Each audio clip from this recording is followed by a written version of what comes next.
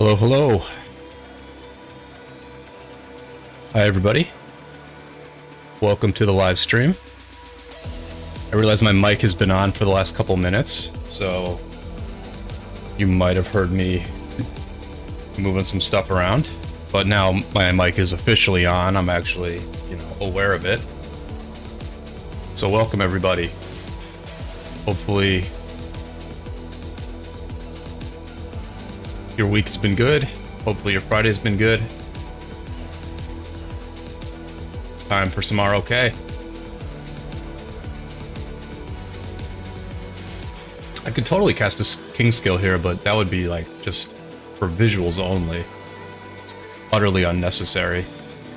I massively over prepared for this barb keep because I wasn't sure if other people would bring marches or not. So like I brought my Richard to tank everything, but now he's just gonna fall way behind. But let me go full screen here. Make this look a little nicer.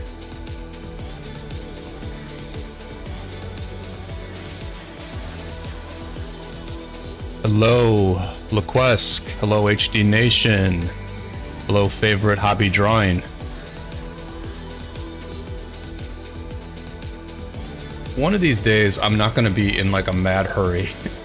I'm going to have everything set up and be ready to go. But today is not that day. But hopefully everybody's doing good. I've had a good week.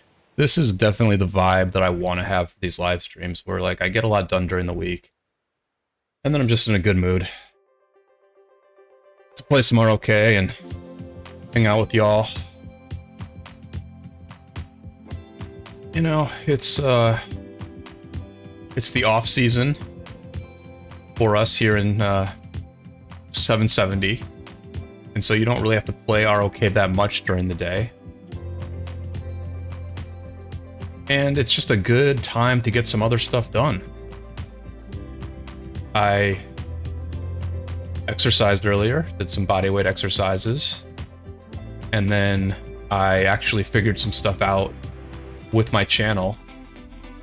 I specifically figured out how to get Discord working, where I'm at the very least I'm recording Discord, Discord voice chat, and I assume if someone gets on to the live stream that the stream will also be able to hear everybody else, or the stream will be able to hear the other people in Discord voice chat. So that will allow us to do, do podcasts, have people on to talk about whatever is on their mind as it relates to ROK. So I'm glad I got that working. It was not as bad as I thought. And that really is going to improve the channel, I think. I'm someone who grew up listening to a lot of talk radio. I was a really big Howard Stern fan for many, many years. And so I'm used to like the group conversation, right? I'm used to content being a group conversation. And that is the direction I would like this channel to go whenever possible. Get people on to talk about other KVKs that we're watching. Get people on to discuss various things going on in ROK. I think it will be fantastic to get some players at the end of a KVK, both players you fought against and allies, and get different perspectives on what happened in some of these really interesting Lost Kingdoms. So I'm glad I got the Discord voice chat working.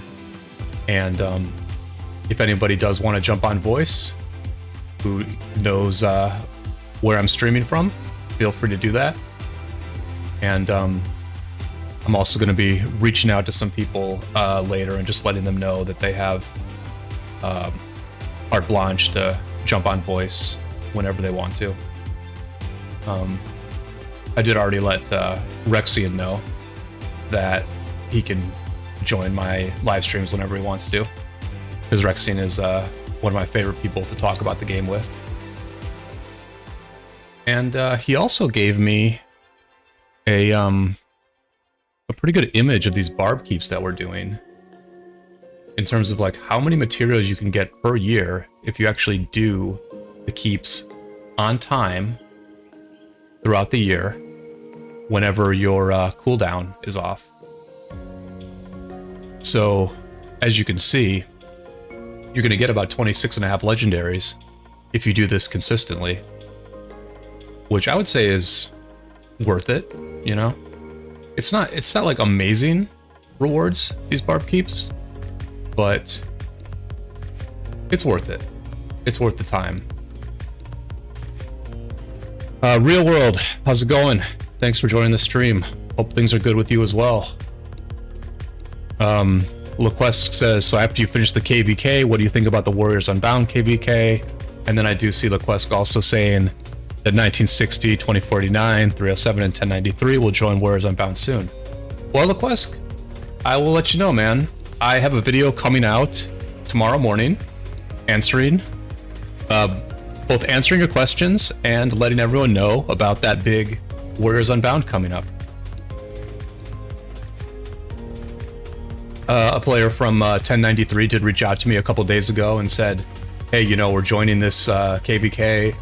You're the only content creator who has done it. It'd be a good opportunity to, you know, share some information about it because people have a lot of questions. And I was planning on doing that video anyway, so I fortunately do have the right footage to make that video. And I got that video done yesterday, and that will be up tomorrow morning. But I'll give you guys the cliff notes. I mean, if you want like mad spoilers, I can give you mad spoilers. I don't know. I don't know if you want the mad spoilers or not. I mean, my thumbnail is going to be a question, and then I'm going to answer the question like within the first 10 seconds of the video. And so the question is Warriors Unbound the best KVK map in Rise of Kingdoms? And my answer is that yes, it is the best KVK map in Rise of Kingdoms. I think it's just a bit better than Orleans.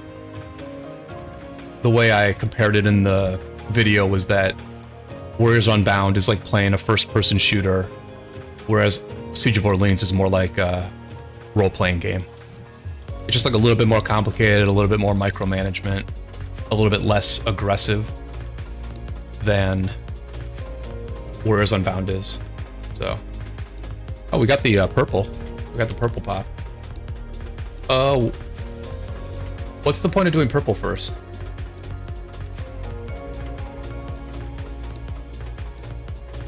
Why purple first?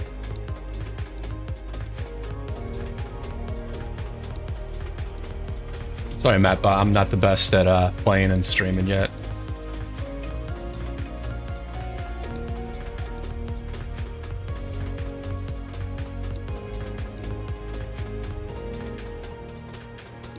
I guess I shouldn't be killing this with like all my marches to like make sure all three of us get the kills.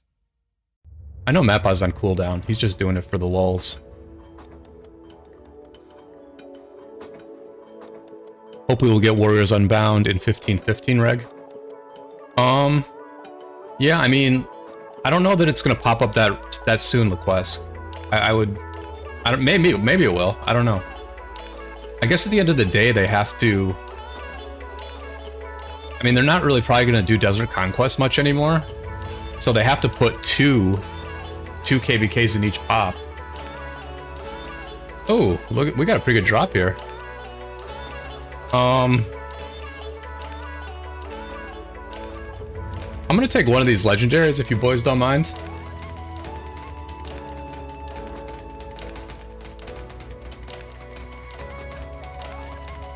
I guess you guys can fight over the other. I don't know.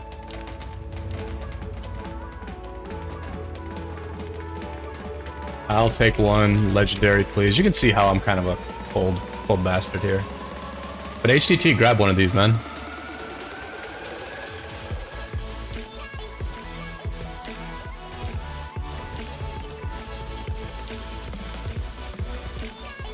I feel bad taking them both. Pick one, please.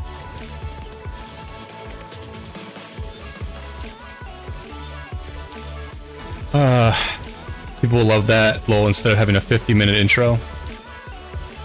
Yeah, yeah, I think I did actually give some like quite good info in the video. I kind of like, once I realized that like, yeah, maybe a bunch of players from these big Imperiums might actually watch it, I sort of like tailored the video to them in a way. So it might be a little bit more like expert level or than I would like, but hopefully people enjoy it. It was a pretty easy video to make, so, you know. Oh, Mappa's already got these. Yeah, the reason I'm excited to actually get these Pendant of the Eternal Knights is because even though I'm, you know, reaching the value of doing these barb keeps, truth be told, I'm only 17 out of 30 on my first pendant, so I would like to be able to make this blueprint and get the Vanquisher pop up.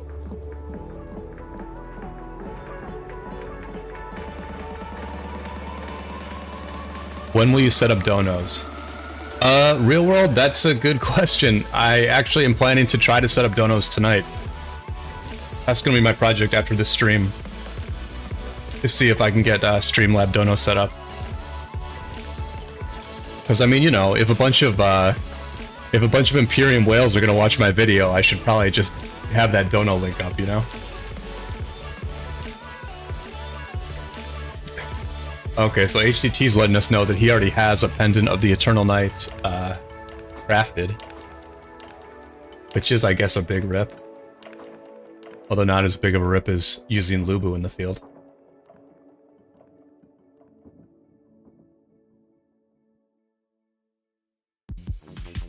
Yeah, so Lequesc, I guess, actually, I don't even know how often KVKs pop up. Is it every week, or is it every, like, 10 days? I guess it must be like every 10 days. So if you're the next pop, I would think that there won't be a Warriors Unbound. I would guess that there's probably going to be a Siege of Orleans pop. There'll probably be like Orleans and Heroic Anthem. That's my guess.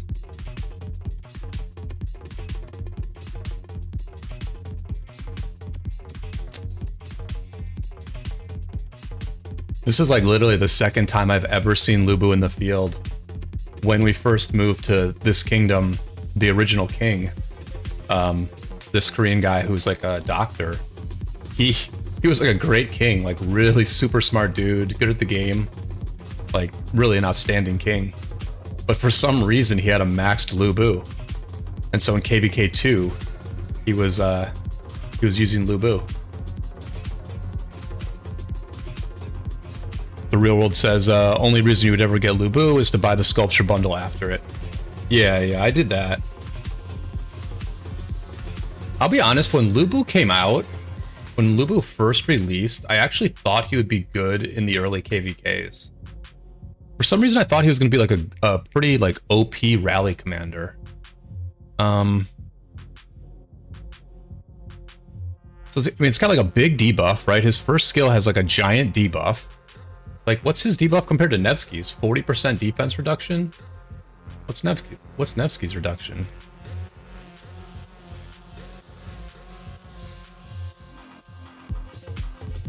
So, yeah, Nevsky does up to 45% damage reduction, single target. Whereas Lubu is doing AoE 40% debuff. The second skill is a complete throwaway.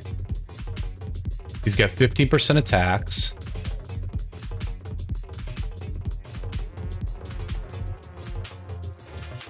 And then he's doing 120% attack increase. You know, 10% chance. And then rally capacity, like a bigger rally, and troop capacity. So does the rally capacity apply to a flag? Like, can you rally with more troops against a 2 million flag with the rally capacity? I guess now that I'm looking at his skills, I don't know why I thought he would be OP. But anyway, he seemed good compared to the early game commanders at the time. But I might be, I guess I'm wrong about that, obviously, because no one uses Lubu.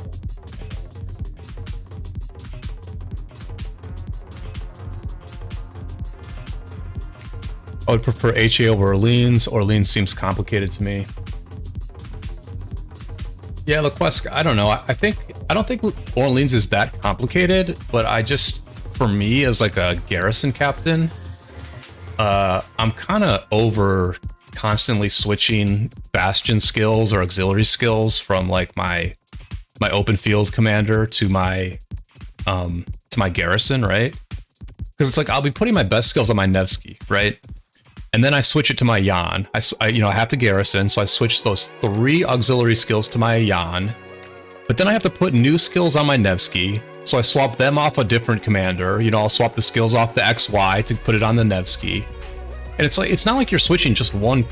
You know, when you're a rally lead, or especially when you're a garrison captain, it's not like you're just. It's not like you are. It's not like you're just switching one set of skills. You're switching multiple sets of skills. Anyway, let me, I forgot to, share this link out. 1 second, let me share this link in, the official ROK Discord, since I do now have access to that media chat. This will be my, I think this will be my first time sharing a video in there, maybe second time. So yeah, let me throw this up there. Let me throw a little YouTube link. Oh, it didn't, it cropped my thumbnail. Oh well. Alright. And so anyway, guys, I'll give you kind of the plan today for this stream, now that we got the barb keep done. Basically, what I am hoping to do is I'm gonna go through the footage from that, and I watched the fighting quite a bit, so I have a good amount to say on that KVK. So I figured I'd recap that for everybody. And if anyone watching this fought in the recent Imperium Orleans or watched it a lot and wants to chat about it with me, you are welcome to jump onto the Discord. Just reach out to me in the chat and let me know that you'd like to talk. So yeah, I'm planning to do a recap of that, and I'm planning to open my armament chests a little bit later. And we will see what other KVKs are going on, see if there are any interesting KVKs to watch. And then we will play some Champions of Olympia. And that is pretty much the plan. I got like a whole schedule and shit.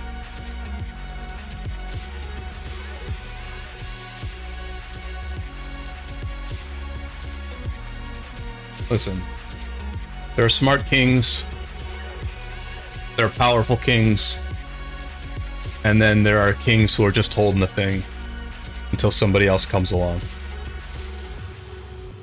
Y'all can figure out which of those I am. To be honest, I'm a hybrid. I'm sort of smart, I'm sort of powerful, and I'm sort of just holding it until somebody better comes along.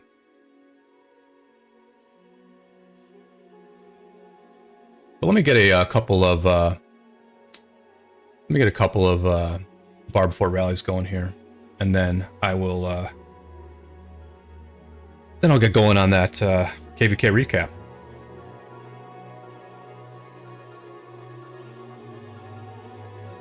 I'll be honest, I failed at a bunch of things the past few days. I forgot to buy the daily special bundles yesterday. I forgot to do Sunset Canyon yesterday. And I think for 3 straight days, I have forgotten to claim my free 500 AP.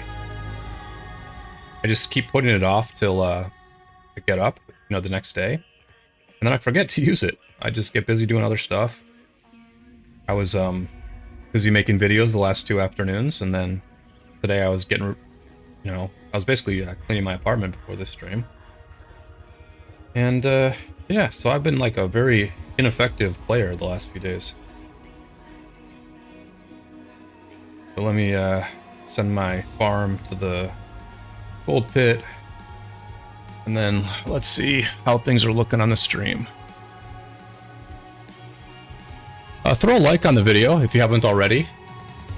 I will open my armament chests when we get to 12 likes.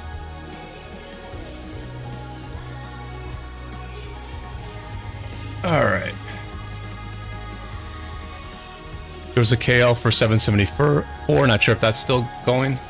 Oh yeah, let me. I'll take a look at that. I'd be curious to see how. I would be curious to see how 774 is doing. Let's take a look real quick.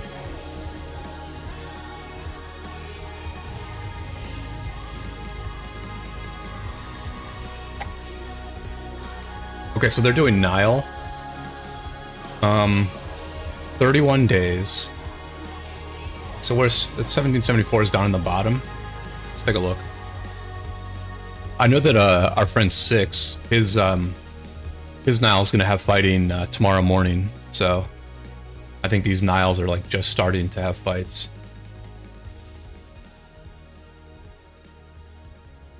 Oh, these guys are in Kingsland.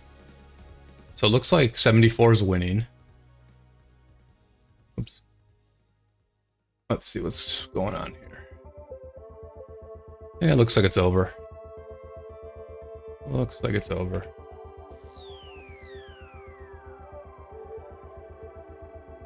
How big of a kingdom is 774 at this point?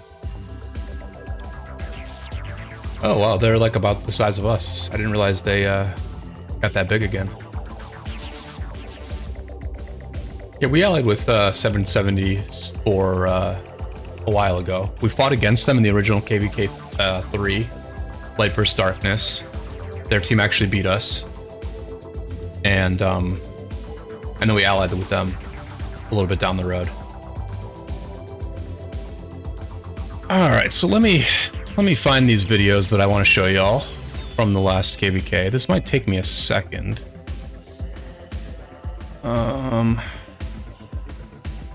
All right, so it's like 503, right?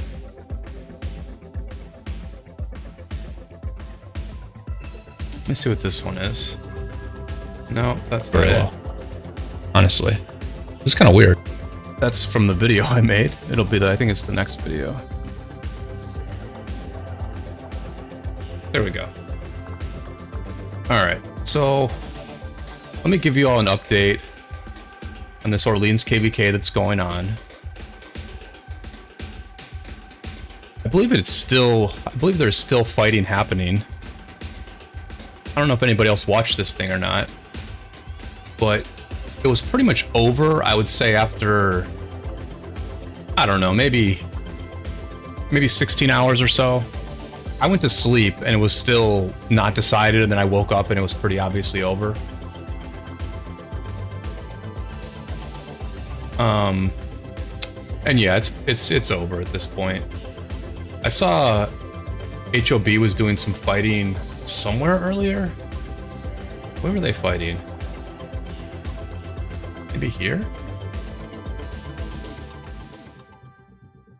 A little bit of fighting here. So I mean, they're doing some fighting still.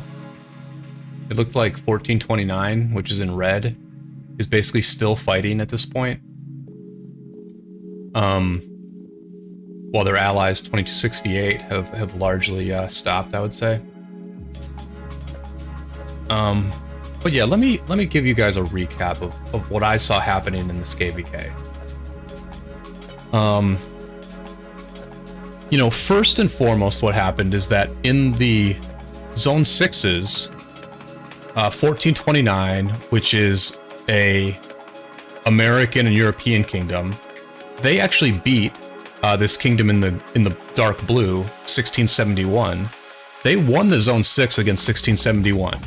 They did a fort drop in 1671's downtime that then devastated the weaker ally of 1671 and essentially won the zone in 1671's downtime.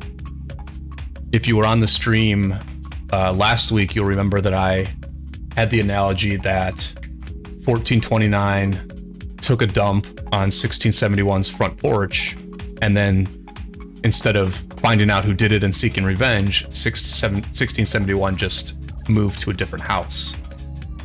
Which means they just moved to the other Zone 6 and fought a 1 versus 2 in their favor against 2268. And it just seemed to me that, like, for 1429 to dominate them that much, that it would be hard for 1671 to recover from that or, like, turn that around. But they managed to do that in Kingsland. They actually managed to do that in Kingsland. And what we're looking at here is, let me get situated here. So that was the northern fight. The two big Imperiums, 1429 versus 1671. That was like a pretty fair fight the whole way. To the south were two smaller Imperiums, two younger Imperiums, 2268 and 2755. Let me just I'm gonna pause this video as I zoom out here. So this is what Kingsland looked like when it was still very much being contested, and I'll be honest, it was kind of clear to me that the right side was gonna win, but it wasn't like settled by any means. And the main thing that happened, the first like real strategic blow that was landed in this really competitive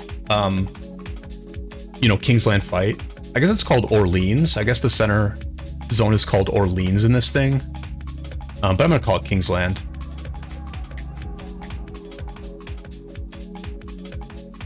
Laquesca saying they were locked in their zone, but something happened and allies changed, so 774 was able to join KL. Not sure what happened, to be honest. Bye Bye Z made a vid covering it, I'm pretty sure. Oh, interesting. I haven't seen that. But so anyway, with this Imperium Orleans, I mean, it was like a very competitive KVK. Like, it was a good KVK. It was a fair fight, and it was really hard to figure out who was going to win. It went back and forth, right? It looked like the left side or the southern side had the edge early on, like in Zone 6s. But then once Kingsland hit, it kind of turned around, and the northern kingdoms, which had a lot of Asian presence, they showed up with really good activity at the start of Kingsland, even though the time zone was very bad for them. And I guess it's like a week-long holiday right now in Japan, which meant that the Japanese players in the dark blue were able to like basically stay up all night and play.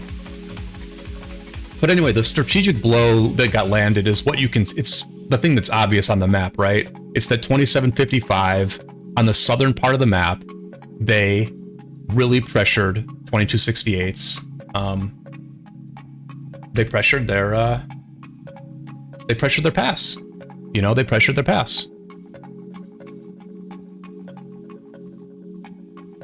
Eli, what's going on? I'm glad my audio quality is good. Glad to hear it. How's the delay, by the way, guys? Someone say something in chat and let me know, and I'll reply real quick and let me know how the delay is. But anyway, this is what happened, right? 2268 did not farm up any of these tiles near their pass. And so you can see that like almost no cities can teleport in to defend this area. It's like a very, very hard defense. The difference between defending a zone or defending a flag that has a bunch of cities surrounding it and defending a flag that has almost no cities surrounding it. Always, we have a pass battle 6 in an hour. Let me know what KVK away is. Hi HDT. Yeah, let me know how that delay is, guys. Eli, welcome to the stream. Hey, I'm not gonna lie, I just joined the voice chat because there's like a full 2-minute delay. Is there really? Yeah, I typed a message and then... Well, I might not have seen it. I might not have seen it right away. Chat thing. Well, hey, you're welcome to stay on voice. I was about to let you know that you're welcome to jump on voice anytime you want. I'm actually about to go to bed. That's cool. Oh man, but if there's a 2-minute delay, that's a bummer. About a minute or so, yeah, that sucks. I'll have to change the I'll just have to change the bitrate again. It's something I can fix, but I tried to change it so that like I'm actually recording at higher quality. Because, like, I don't know. It looks to me like my recording quality is, like, so low, man. Like, everyone's March name is, like, real blurry and everything. So anyway, I guess there's a bad delay on this stream. But yeah, like, this was, like, really what happened in this KVK, is that everyone was able to defend flags very well when cities surrounded it. Like, obviously that's the case. But this southern area right here just got completely exposed, where when you can't teleport cities around, you have to control the open field to defend your flags. And if the enemy controls the open field in an area like this, then they're just going to burn you. Like, you lose so much of the defensive advantage when resource tiles are blocking all your teleport spots. And, you know, at this point where I'm recording, 2268 is starting to take this seriously. Like, I basically I started recording because I noticed that they had formed this ball up north, and so they were trying to come down with a real open field presence. This was like a big effort right here, right? This was a pretty crucial moment in this Kingsland. By the way, let me know if you guys could hear Eli. Let me know if you could hear Eli on the stream. And so yeah, like 2268 moved down with an open field. But it was like a little bit late, you know? Like, you could see this developing for a couple hours before it became a super big issue. Some of like 2755's like main players had teleported down here like very early on. Like, you see this player Jute Loves Wine. You see the king of 2755 teleport to the front line. And so you could see that they were very serious about this southern part of the zone. And, you know, it's like, I mean, one of the things I'll observe about Orleans is that the passes are not in the middle of the zones. Like, this southern pass that 2755 is pushing towards, it's right at the southern part of the zone. And so I think there's just like more resource tiles in these areas. Like, I think I don't know, it's just like there were so many resource tiles here that it had to be something that they took seriously from the opening of the zone. They had to start farming these tiles at the opening of the zone. Because at the start of the zone, right, the enemy is not paying attention to the tiles. They're not going to like frequently raid your gatherers and actually disrupt your gathering. You know, they're going to have to walk through a big, you know, several flags of cities to hit your gatherers. Whereas at this point, it's like literally too late. Like, their open field is already at your pass, and so you can't gather any of these tiles. So it just had to happen early on. Like, the farming of these tiles had to happen early on. They needed to recognize the threat that was developing. And it really bit them in the ass. You know, 2268 gave it a good try here with this open field fight. Like, this is a nice little fight that goes on here. And, you know, this really felt like a crucial point of the KVK, where, you know, if 2268 had been able to like take control of the open field, then they would have been able to defend, and they could have potentially held on to this area, maybe overnight, but at least during their like, you know, I don't think this was their uptime, but I don't think it was their downtime either. This was a time where they had a good number of people. And so if they had won this open field fight, they could have defended some flags, and they could have, you know, they could have extended things. They could have extended the war for longer. Nestor, welcome to the stream. Is Jan Zizka worth it? I would say that I would say Jan Zizka is worth it. I mean, I think that Jan and Jadwiga are basically equal. I wouldn't say one is better than the other. I guess most people would say Jan's better, but they're very similar. They're similar quality. And the only risk with Jan is that there might be a new cav garrison later this year. And so if you already have Jadwiga, for example, and you build Jan now, one of those is going to be obsolete when a new cav garrison comes out.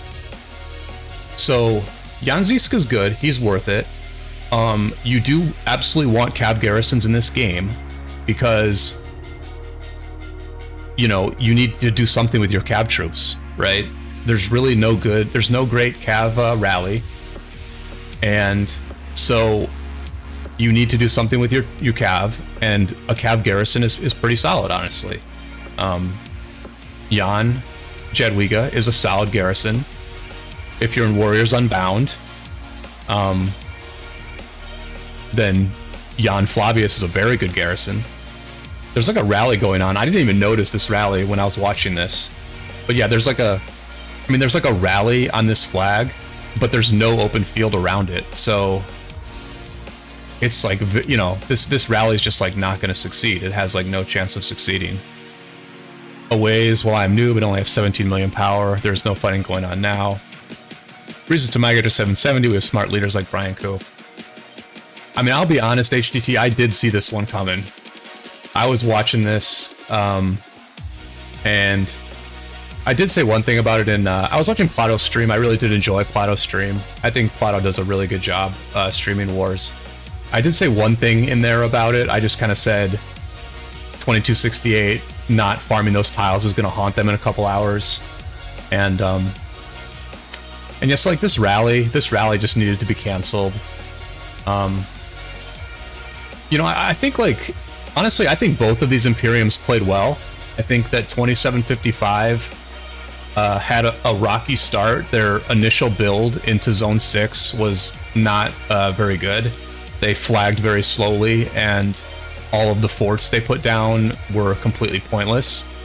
But 2755 has the, you know, they just have the tools that are needed to be a strong Imperium. They have a lot of activity, they have a lot of troops, and they apparently don't really have a downtime. I guess they have a good mix of players from all over the world, and so they don't really have a downtime. Nestor Halder, was Jan Attila a good garrison against swarms? I don't think so, Nestor. I mean, it's maybe better than like Jan-Nevsky, but not really. I mean, so yeah, the thing with cav garrisons, Nestor, is that Nevsky works as a secondary, right? Jan Nevsky or Jadwiga Nevsky it's a very good garrison against rallies, but it will get swarmed. Like, that's the issue. It will get swarmed, and it's very bad against swarm. Nevsky's really bad against swarm. And so you need like a backup cav garrison with Heraclius, or if necessary, YSS. But yeah, 2755 was just like, you know, they were just like strong in the basic way of being, having a lot of troops, having a lot of activity. And what happened in this particular situation is that whereas I think overall 2268 did sort of strategize and sort of execute better than 2755, in this particular instance, 2755 out-strategized their opponents. And when you are the stronger team, and then you also out-strategize your enemy, forget about it. You know, that's an unbeatable combination, right? The only chance 2268 had in this Kingsland fight is they had to sort of like outplay their enemies on a strategic level, but they didn't. You know, at the end of the day, 2755 recognized where the weak point was.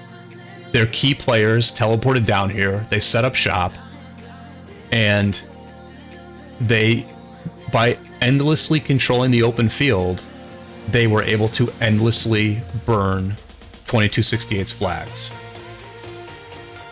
And you might be asking, why is it important? Like, why am I focused on this southern edge? What is important about this southern edge? And the thing is, when you take the enemy's pass, not only do you have the ability to invade their zone 6, but then none of their players who have not teleported into Kingsland. I mean, let's just look at Kingsland again in the actual game. Let's look at what we're actually talking about here. We're talking about this area right down here. You know, a lot of 2268 cities were still in Zone 6. They were over here. You know, they were just over here. Their more casual players were over here. And they were walking their marches into the zone, not only to fight to the south, but to reinforce all the flags north of that. And so the cities that are teleported into the zone are the muscle of your alliance. Lequesque, thanks for hanging out. See you next time. The cities that teleport into a zone, into Kingsland, are the muscle of your alliance. But the marches that walk through the pass are the blood of your alliance. And if you don't have blood coming to assist your muscles, then the muscles aren't going to work. And so the casual players and the farms that are walking through that pass to reinforce stuff and to help in the open field, once you get their pass, once you just sit at their pass, those marches can no longer walk in the zone. And that is just a massive strategic victory for the Northern Alliance here. And that is, I think, one of the big things that happened in this KVK. Or this was like the first big knockout blow that was landed. And let me see if I can fast forward and find some fighting around a flag. I think I do. See, it's like here it is, right? This is the blood. This is the blood coming to the fight. You have to, these people are important. Like, these marches are very important. You have to give them the ability to safely walk to a fight. And when the enemy is at your pass, they're going to just camp marches at the pass, and these casual players will not get in.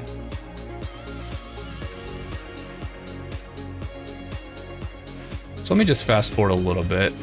Well, here's I mean, here was like another rally, right? There's another rally on this flag, but it was just like nowhere. You know, there was absolutely no reinforcements anywhere for this rally. And I do think, you know, these type of rallies just have to get canceled. It's just like a buzzkill, right? They were trying to make progress in the open field, but when you have these rallies, these pointless rallies occurring, it's just a bit of a buzzkill for you.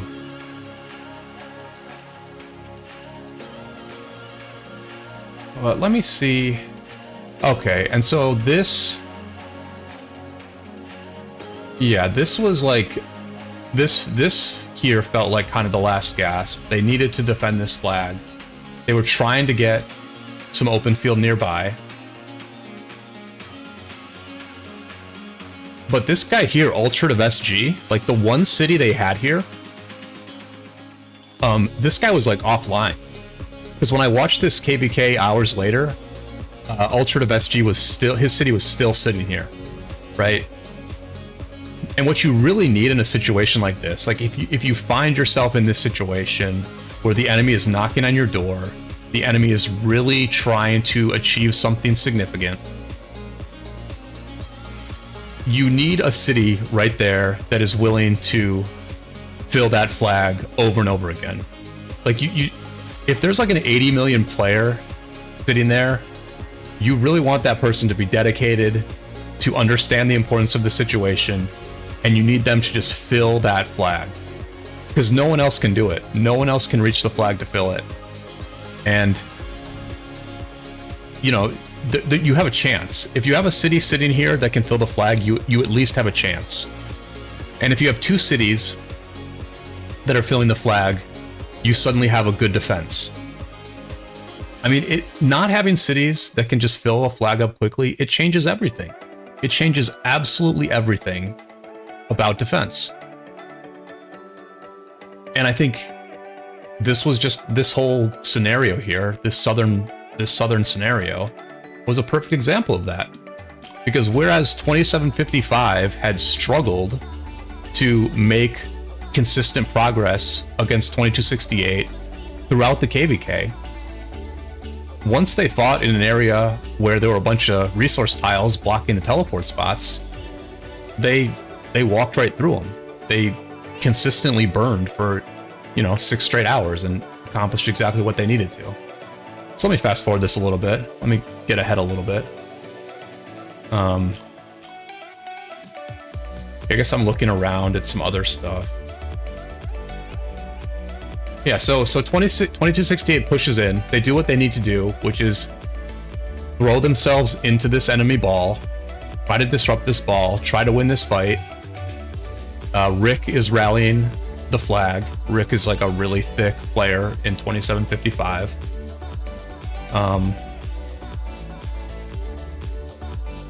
And yeah, this felt like, I think a lot of people suspected that the KVK had been won at this point.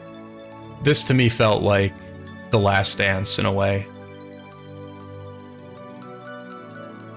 Once 2268 decided to focus down here, but were unable to take over the open field, were unable to defend these flags, at that point it was kind of over. And the fighting went on for a lot longer,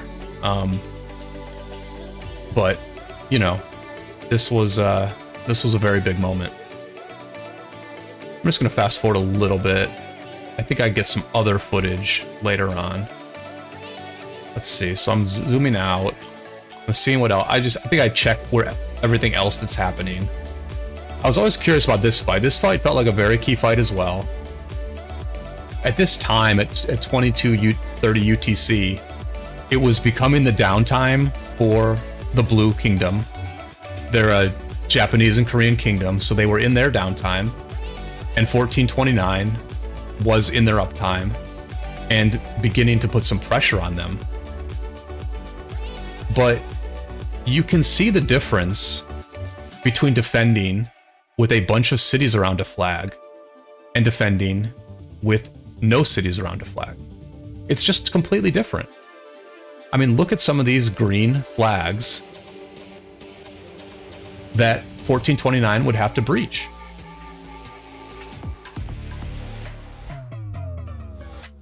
Just look at this flag.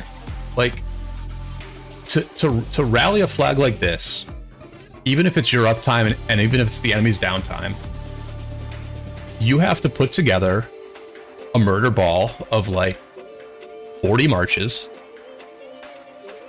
You have to, set a time for that murder ball to walk towards the flag.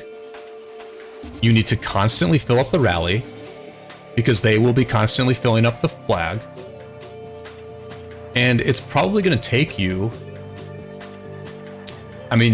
you can try to swarm it, and you might be able to burn it with a swarm, or you might pay a very harsh price for that swarm, depending on the expertise level of the defense. But you're probably not going to succeed on the first rally. They're probably going to just fill up the flag well enough that the first rally is not going to work.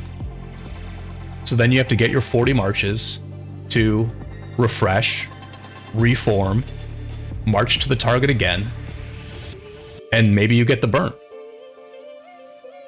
And that is just a completely different proposition than what was happening on that southern edge. And so, even though 1429 had a bit of control here, and even though I'm sure they probably burnt down a few of 1671's flags, their progress was inevitably slow. And then once 1671's downtime ends, they're back to being able to defend and potentially go on the offense. And that is the typical slow grind of war. And if this whole zone had been this kind of fighting, I think the KVK would have lasted longer. But there are some interesting quirks to to the Orleans Kingsland, which again, let me just show you these passes. Like, look where these passes are. These passes are so extreme in terms of where they are. Where's the... Yeah, so this pass is like over here.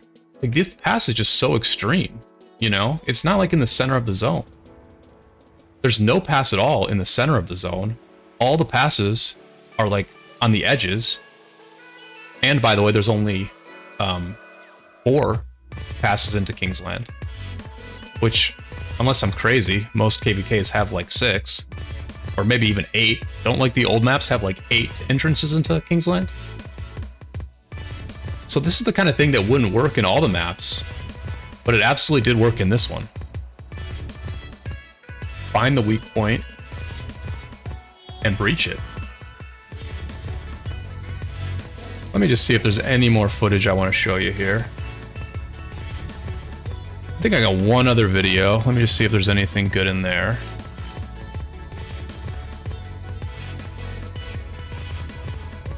Let me see what time this was at. So this is a bit later, right? This is a bit later on.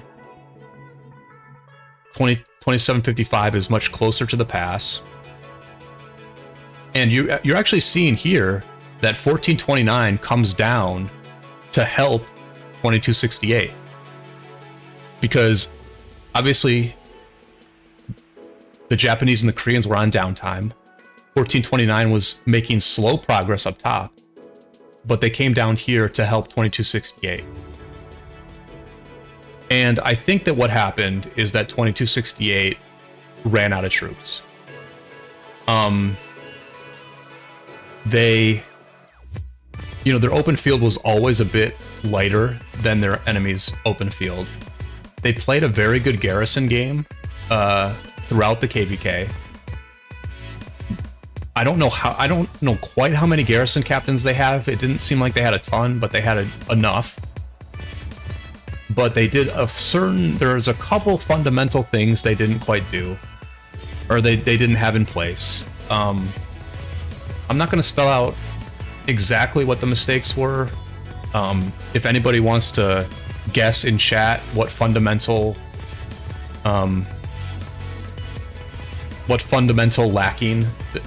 fundamentally lacking with 2268, you're welcome to say it in chat, and I will let you know if you're right. But I think ultimately they just ran out of troops, and I think that in a close KVK like this, where all the kingdoms are pretty good, you know, like all 4 of these Imperiums like basically played well. You know, none of them had none of them were like operationally bad. They all like operated like fairly well. You know, I saw like some mistakes here and there, but I mean basically they operated well, and this game really isn't that complicated. And so it comes down to doing a bunch of fundamentals right, and ultimately victory in a close KVK often comes down to a very fundamental thing, which is which team runs out of troops first. And I think that's largely what happened here. But it was a very good KVK, and I think it showed off the Orleans map very well. Which the big thing about it is that there are 2 Zone 6s, and only the 2 middle kingdoms have the choice to go into both Zone 6s. And that creates some interesting choices, because those middle kingdoms always have the option to go to the other zone. So 1671 started on the left.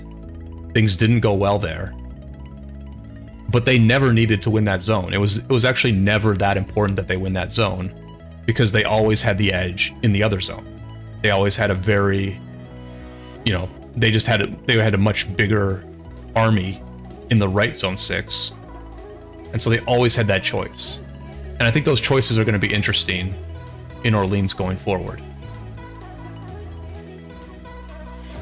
Cherry, welcome to the stream. Thank you.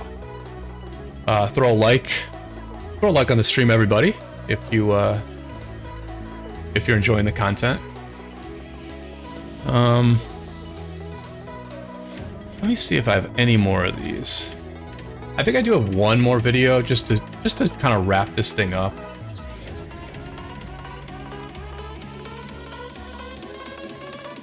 Yeah, so this is like an hour and a half later, and it looked like the 1671 had already started to wake up and was, I guess, burning back. Were they burning back?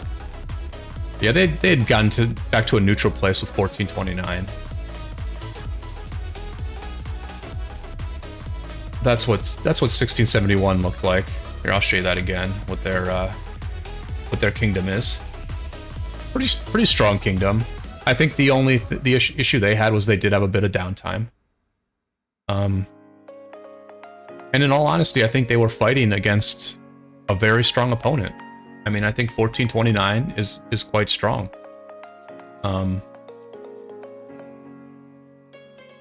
Looks like 2268 is defending still too.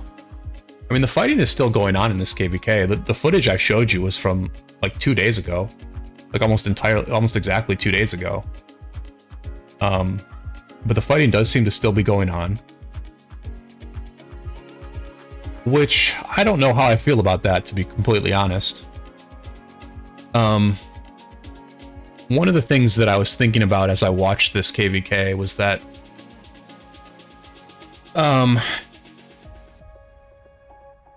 you know, having a lot of troops, this is going to sound so stupid, this is going to sound so basic, but having a lot of troops, it really is like the most important thing in this game.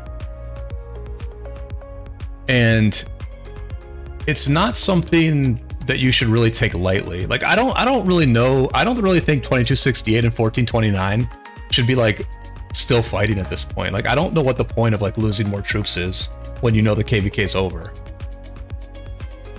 Because like, there's just a superpower to having a ton of troops.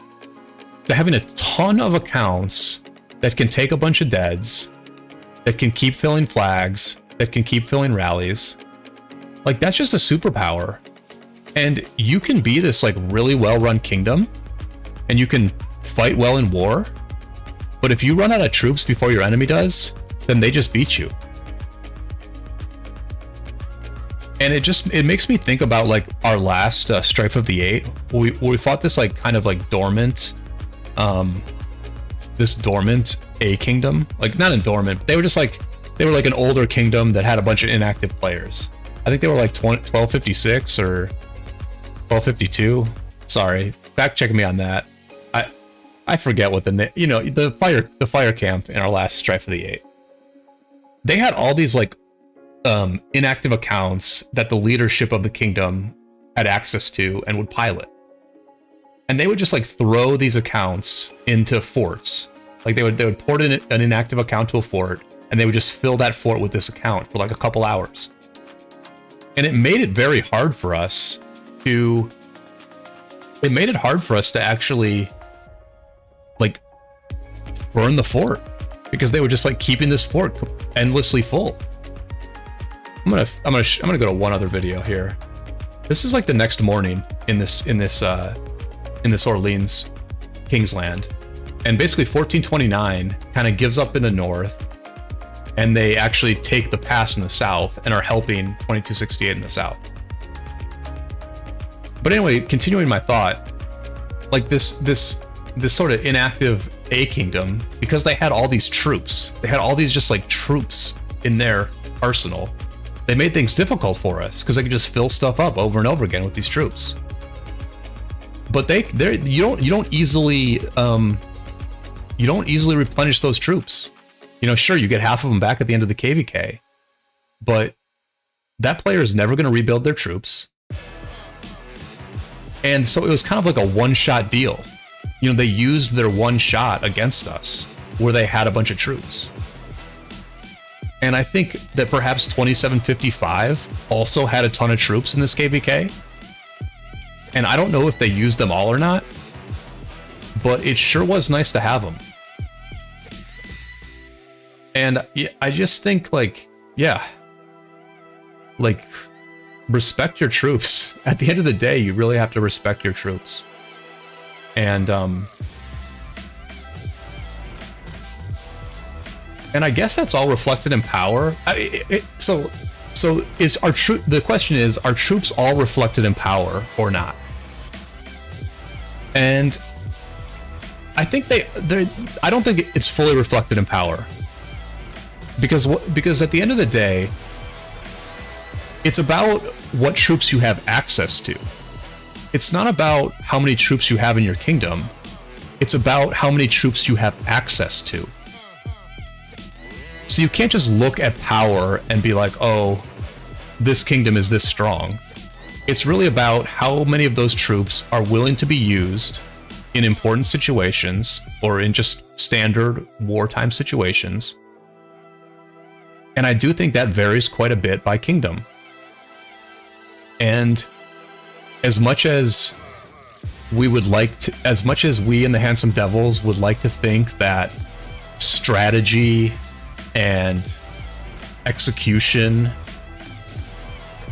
and even, commander strength and equipment is what really matters, as much as we would like to think that, I think that in these tougher KVKs, where some of those things are awash, right?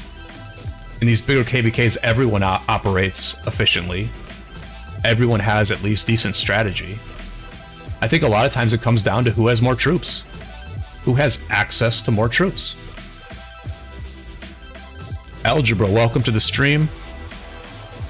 And yes, Algebra, I don't know if you were listening a few minutes ago, but when I talked about the fundamental thing that 2268 needed to do better on, it is exactly what you just said.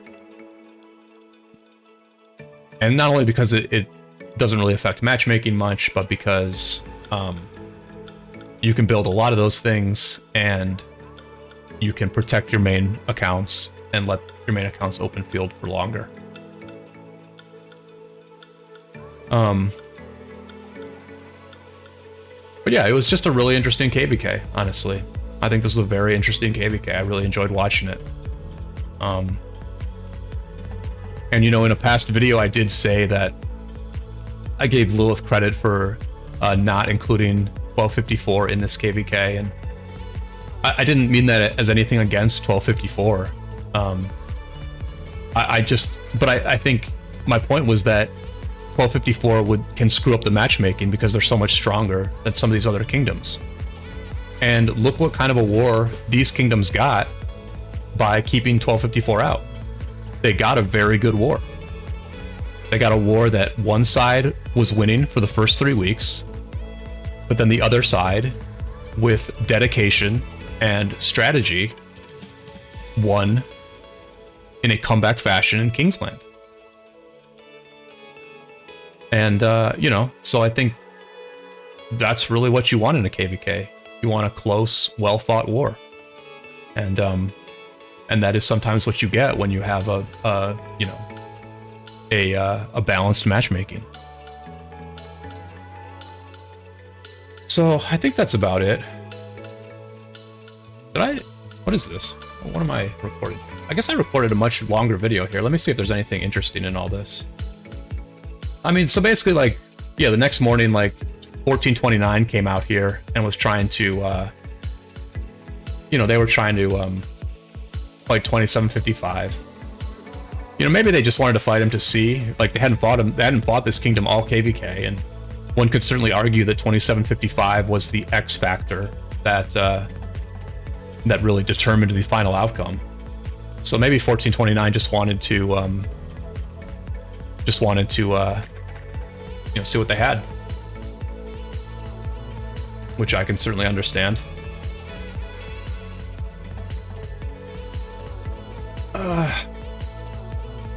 Yeah, this was just kind of like if I remember correctly, what happened was that 2755 won this initial engage. They sort of won the first open field fight I watched.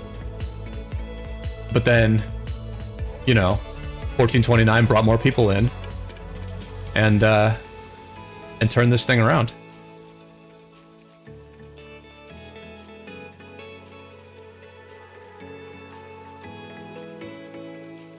There was just like an absolute ton of open field in this KVK. I will say that. It's a lot of open field. Oh yeah, they kind of like... I love the swagger, right? I love just like the organic swagger that occurs when you like win an open field fight, you know?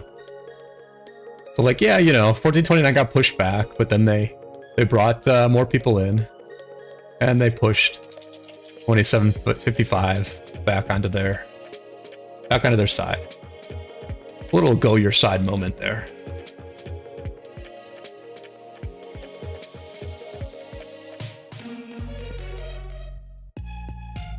But yeah, it's just one of those things, you know? I think with like 2268, for example, I believe they have never lost a KVK before. And so when you've never lost a KVK, you first of all have some dead weight. You have inevitable dead weight because you're probably not as cutthroat about kicking out low contributors as a you know, as a kingdom that has lost some KVKs is. And you know, there was just like one key fundamental that they didn't really they didn't do, which Algebra pointed out in the chat. But you know, that's why losing in this game is kind of a good thing sometimes, is you're forced to assess what you can do better. You're able to look at if you lose, then generally speaking, your enemy has played better than you. And so you're able to look at what your enemy has done and improve on those aspects. Whereas 2755, I would be really curious to know like what their approach is. I would be curious to know if they did certain key fundamentals correctly. You know, I know they're a newer kingdom, and I know that they're sort of, one of their leaders has like a very like a well-known ROK Discord that does a lot of like theory crafting. I would be curious if they employ like a lot of like new school ROK techniques, which, you know, farms would be one new school ROK technique. Another new school technique would be lack of downtime, having that 24/7 coverage. So I would wonder if like they are actually like using a lot of those philosophies or not, and if they're almost like a new generation of kingdoms that is like doing certain optimal principles like right from the very beginning. If any leader from 2755 would ever want to get on and do a podcast with me, I would actually enjoy doing that, hearing how a newer kingdom is able to come into SLC these days and actually play at a high level, because it's not something you see very often.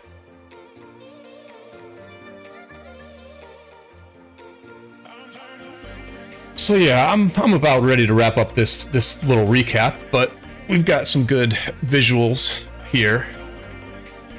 Throw a like on the stream, everybody. So, because I did say that, you know, I was gonna open up my armaments at 12 likes. We're only at 10 likes, so I don't want to be a bullshitter, but I will be if I have to, and just open them anyway. Oh no, somebody else liked the stream, and now my burner can put it over the top at 11 likes. There you go. Good. Alright, I think that's about it for this. I don't think I showed anything else too crazy here. No. Alright. Yeah, so that's the recap of the Orleans KVK. Let me know if y'all enjoyed that. It's something that I wouldn't mind doing in the future, you know, grabbing some footage during the week and then wrapping things up on these Friday night streams for anybody who didn't watch it.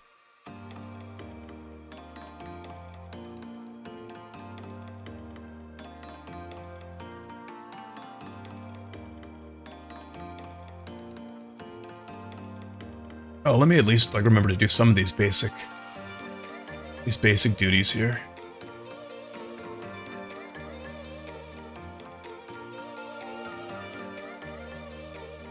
Algebra, I'm about to quit buying armaments. I am so angry at my luck. It's funny you say that, my man, because that was actually pretty much the next thing I was going to talk about a little bit. But let me fire up some forts here first. So the thing I kind of would ping off of what you said there, Algebra, is that I feel like I am living I feel like for me as a garrison captain, I'm living like a very like real story. I know there's not like that many, I know like for the player base, there's not that many like garrison captains out there and stuff. But like, I think my story is one that it at least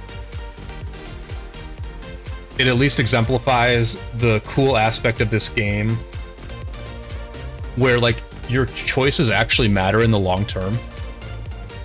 Like you can make long-term choices that are good, or you can make long-term choices that are bad, and like in certain situations it actually matters.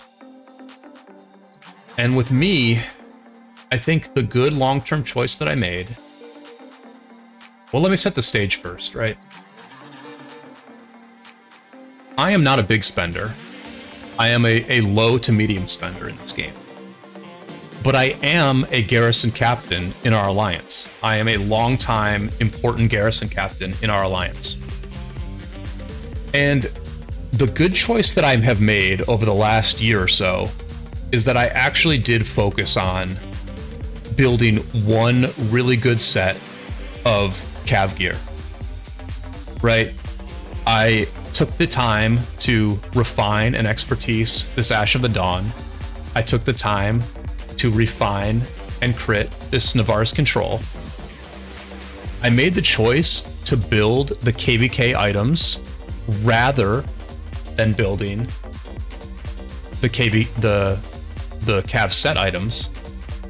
And I did that because I was like, you know what? I want to have the best. I need to have the best gear. And remember that this was a long time ago when I was making these choices. This was long before Armaments, and this was before 15% castle skins. But I made the decision to focus on this one set, and you know, now I'm in a position where I'm going to crit this Pride of the Khan before the next KVK, and I'm going to crit this Ring of Doom before the next KVK. So I'm really pretty much, I'm going to be equal to my whale opponent, my whale rally opponent in terms of gear. I mean, I'm going to be slightly behind. I'm not going to have the boots critted. Okay, fine. I'm slightly behind. But basically, my gear is where it needs to be. And the reason that's important is because my armaments are not where they need to be. I have something like 25% of stats on this Xiang. I'm not going to do the math right now, but I have something like 25% of stats. Algebra, do you mind if I show your Cav armaments? Let me type it in chat because I know there's a delay.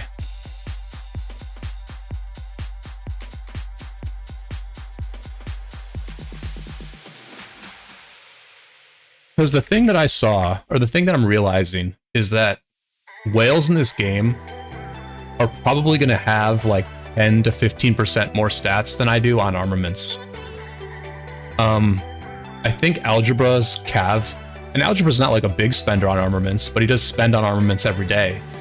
And I think his Cavs have like 38% of stats with like no inscriptions. Like before inscriptions, he has like 38% of stats. So that means that once you throw a couple of like 2.5 to 3.5% inscriptions on there, that he's gonna have like over 40% of stats. So I genuinely think that I'm gonna be like 15% of stats behind on armaments because I'm just like not spending on those. Yeah, here, let me show that. Let me show his yeah, this is Algebra's Cav armaments. So that's what? That's 20.6, 21, 31, like 31.8 or 31.7 plus that. So it's like 30. Yeah, he's got like 35%. He's got like 35-ish% of stats on his armaments. So he's already 10% ahead.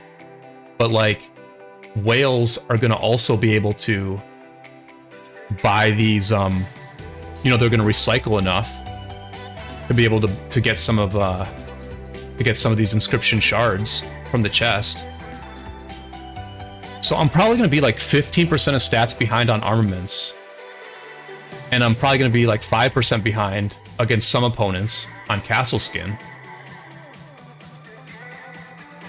And despite that, I am making spending choices at the moment where I'm not buying armaments. I'm buying the daily special bundles. You know? I'm buying these. I'm buying these, and I'm choosing to max my William, and I'm choosing to then max my Guan. So I could be spending $5 a day on armaments, but I'm choosing to make my open field a little bit better anyway. So, look, my whole point here is that, like, your choices actually do matter.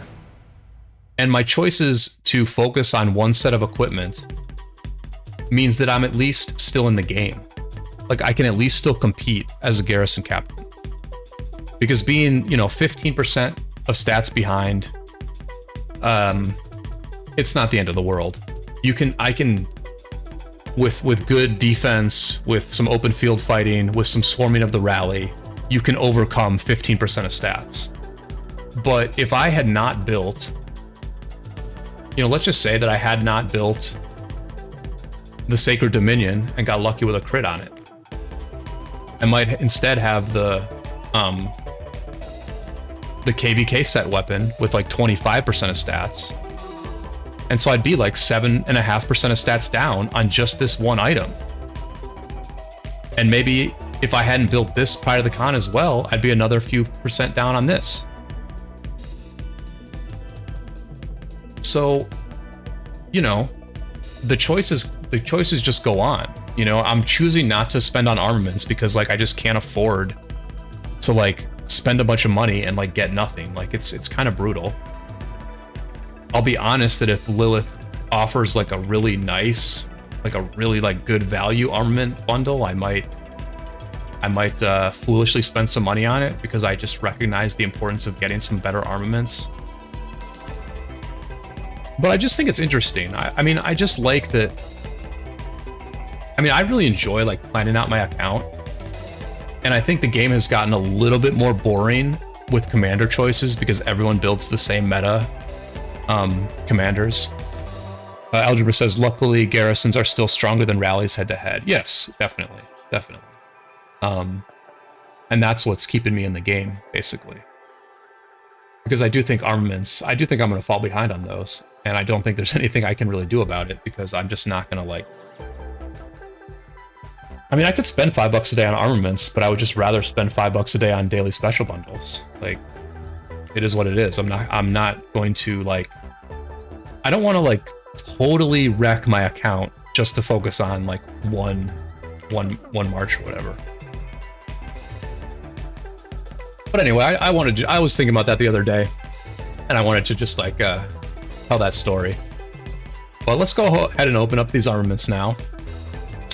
We are going to keep doing arch formation. That's the other thing I'll say, right? I think I probably made a mistake going arch instead of wedge. And so, like, I'm also going to be at a slight disadvantage because of arch against the meta rally opponents I'm going to be facing. So I think I'm in dangerous territory, but at least I built that best-in-class gear.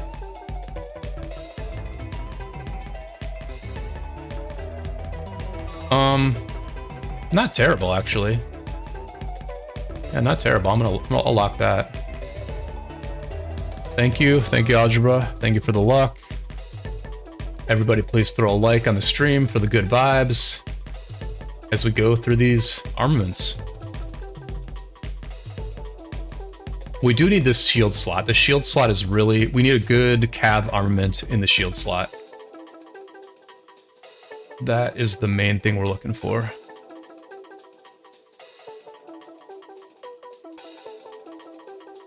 Yeah, I mean, Arch is fine against swarms, but the thing is, when I get swarmed, I'm just going to switch to Heraclius. And at that point, having Arch formation is a bit overkill.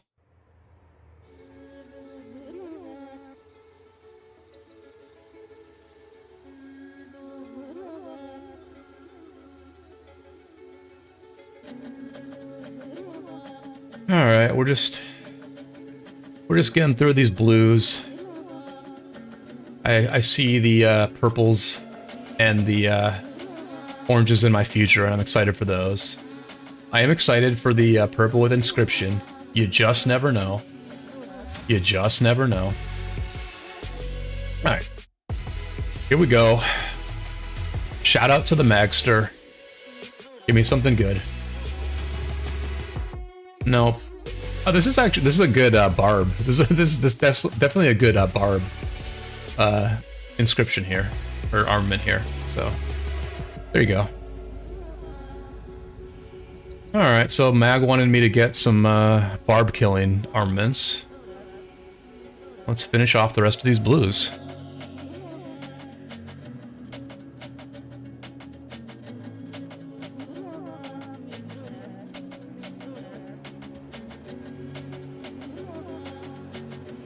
The plan after I open these armaments is to do Champions of Olympia, so if anybody wants to play Olympia with me, let me know in either in-game or in the YouTube chat, and I will add you to the team.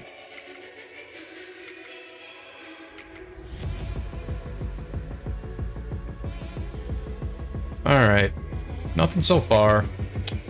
5 purples. Here we go.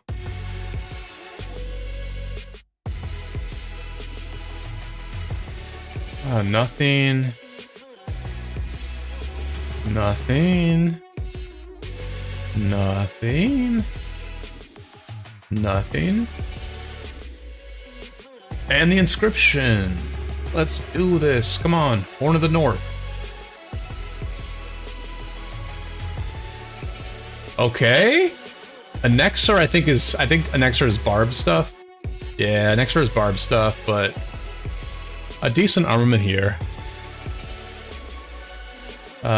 So what is this? This is like, we'll say 1.2, 3.6, 4.6. 4.6% of stats. This might be an upgrade for me in one spot, so good armament. I'm happy with this one. I'm happy with this one. I wish it was cav, but infantry is good too. Alright. 4 oranges. You know, us low spenders, we grind all week for these 4 oranges.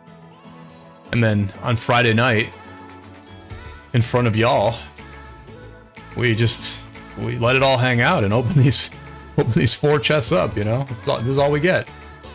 This is the pretty much free-to-play life, I guess. I am a spender, I just don't spend on armaments. So here we go.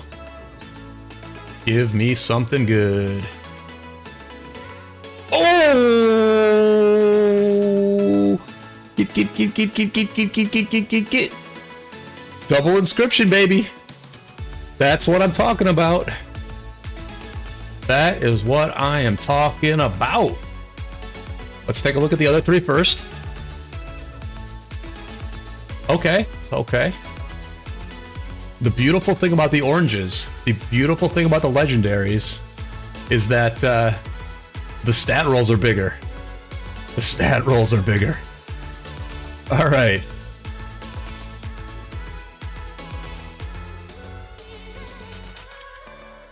Yeah, there's like a 30-second delay. I don't know why these guys were saying there's a minute-long delay. There's like a 30-second delay. Because Algebra is responding to the double inscript like 30 seconds after I got it. So there's a 30-second delay.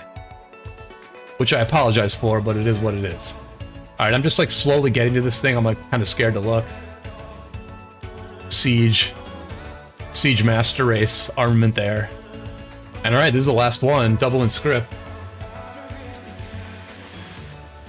I mean, there just could literally be anything under this. I mean, there just could be anything. It could be good. I mean, oh my gosh, there could be anything. The inscriptions could be good. The inscriptions could be bad. The stat rolls could be good. The stat rolls could be bad. All right, here we go. Let's go, YouTube gods. I have not called on the YouTube gods in a while. Give me something good. YouTube gods. Give me the good stuff. Oh no, God dang it. What the hell? What the hell, man? Okay, so I mean, the inscriptions are good.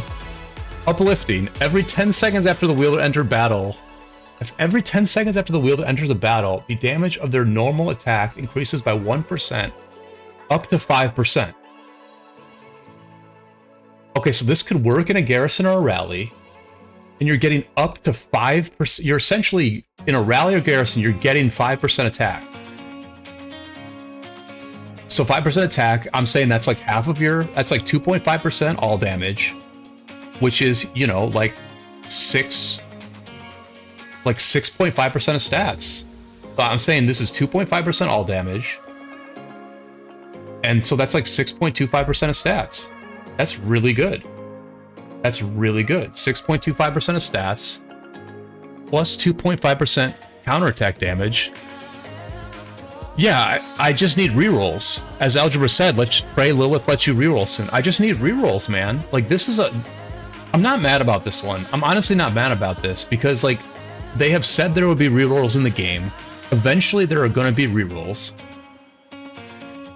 And this is, like, a really good armament, honestly. Like, this is a garrison armament right here. Like, counterattack, 2.5%... Oh, it takes 2.5% less counterattack damage. Oh, interesting. So it's not like, this is not great for a garrison, but still like a good armament. And uplifting is amazing. Uplifting is an amazing armament. Like 6.5% of stats on this thing, honestly. So yeah, we just gotta re-roll it. We just have to re-roll it. I'm not mad. I'm not mad. I mean, I would like to be able to use one. I wish I could use this thing in our next KVK. That may not be on the schedule, but I'm not mad. Whatever. You know what I mean? I'm not mad. Let me make sure that thing is locked. Where is that thing?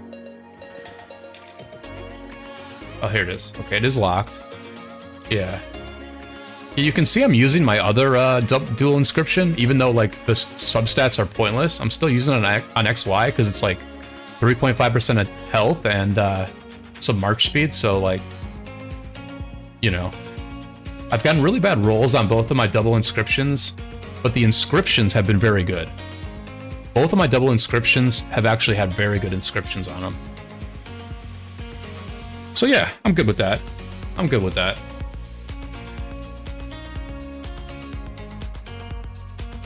I don't think 6 is fighting yet, but I'll give my boy 6 a shout out anyway, in case they are actually fighting. I don't think they are. Yeah. Yeah, I was hoping this level 6 pass would open for the stream, but I think they're fighting tomorrow morning.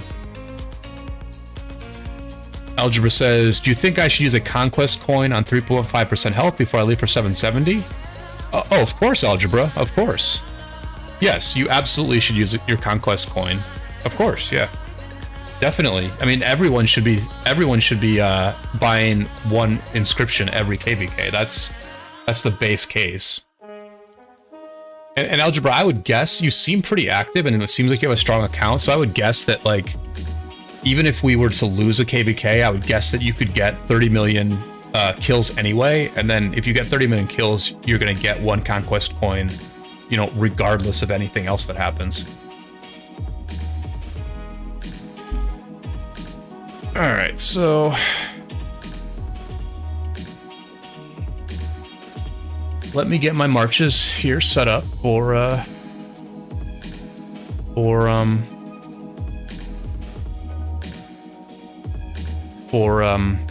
Champions of Olympia, and we will get that going.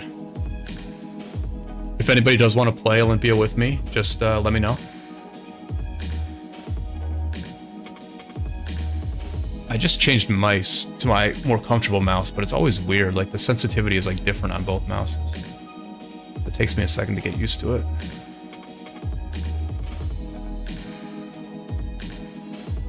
All right. Let me send some gatherers out, and then we will do Olympia. Yeah, I would say that was a productive session right there. The double inscription was good.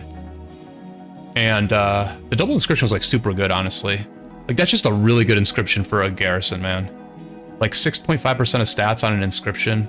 That's fantastic. I guess I use that immediately. Like, the thing is, I'm complaining about that. I'm complaining about that armament, but like, I use that immediately. Like 6.5% of stats, I use that. Like, that's better than most of what I have already. You know, here, I'll literally show you. I'll show you all that that's an upgrade. If we say that's 6.25% of stats, then what do I have on this now? I've got 2.5 plus, I've got 4.7 on here right now. You know, like, that's just a straight up upgrade. Like, that's just an upgrade. And the a little bit less extra counterattack, which is whatever, but yeah, this is just like a straight up immediate upgrade, even though these stats are garbo. Alright. There you go. Uplifted. My Yan just got uplifted.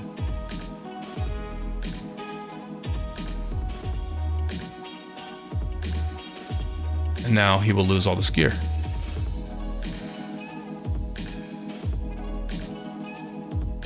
Appreciate everybody hanging out. Really good viewership on the stream. Glad people are enjoying it. Hope that your Friday is going well. Hope that things are going well for everybody in Rise of Kingdoms. We are at peacetime, so I'm just getting a few things done outside of the game. I'm spending more time making videos, as some of you may have been able to tell. Not only because it's peacetime in ROK, but unfortunately work has been a bit slow for me lately, so when I have a day off of work, or when I have a light day of work, I make it a point to work on some videos. So I have been increasing the amount of videos I make by a little bit. And gonna have another one coming out in the morning. So be sure to subscribe to the channel so you don't miss any of those.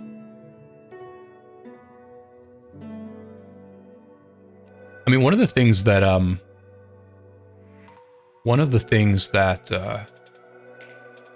I was feeling good about today was that, honestly, when I woke up this morning, my normal routine is wake up, grab some fruit for breakfast, sit on the couch, and watch YouTube. I'll just go through my subscriptions and watch whatever videos look most interesting. And when I woke up today, I scrolled through all the videos that had been uploaded since yesterday evening, and there was not a single video that I was interested in watching.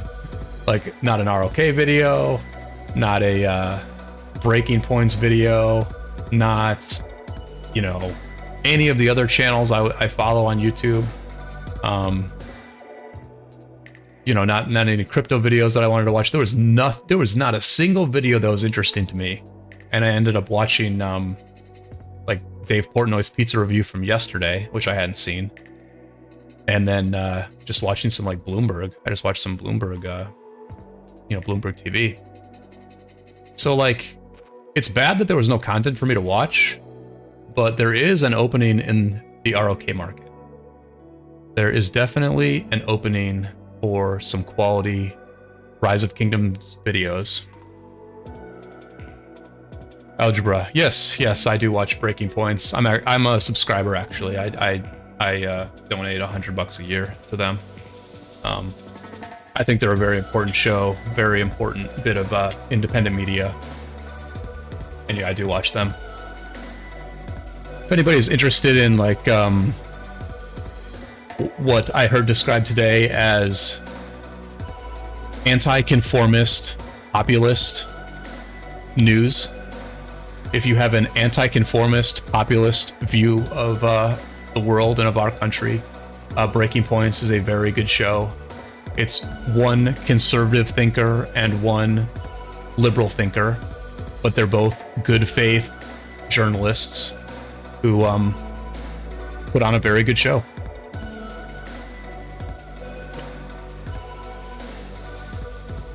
But yeah, Breaking Points today like only uploaded like one 20-minute video that was not that interesting, although I did watch it later.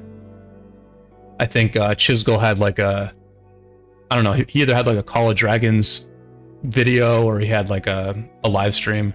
And so like a lot of times I'll watch like Chisel in the morning. Like that's oftentimes the first video I watch. Well, you know, he's been making Call of Dragons content lately, and so I do think there's room for people to make good ROK videos, and that is my goal.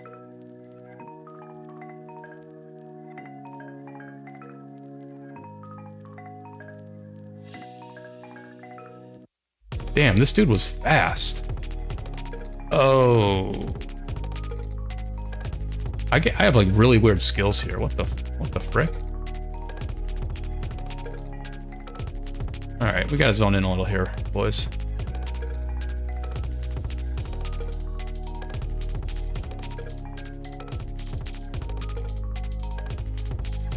Yeah, my skills are like super weird. They're infantry skills, even though I changed them to cav last week.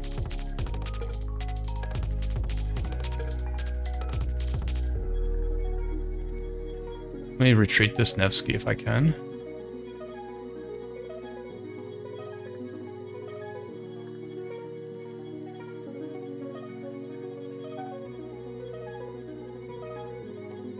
I'm like okay with this, I'm okay with this 2v3 because like my Nevsky will heal and like others will heal, and then I can...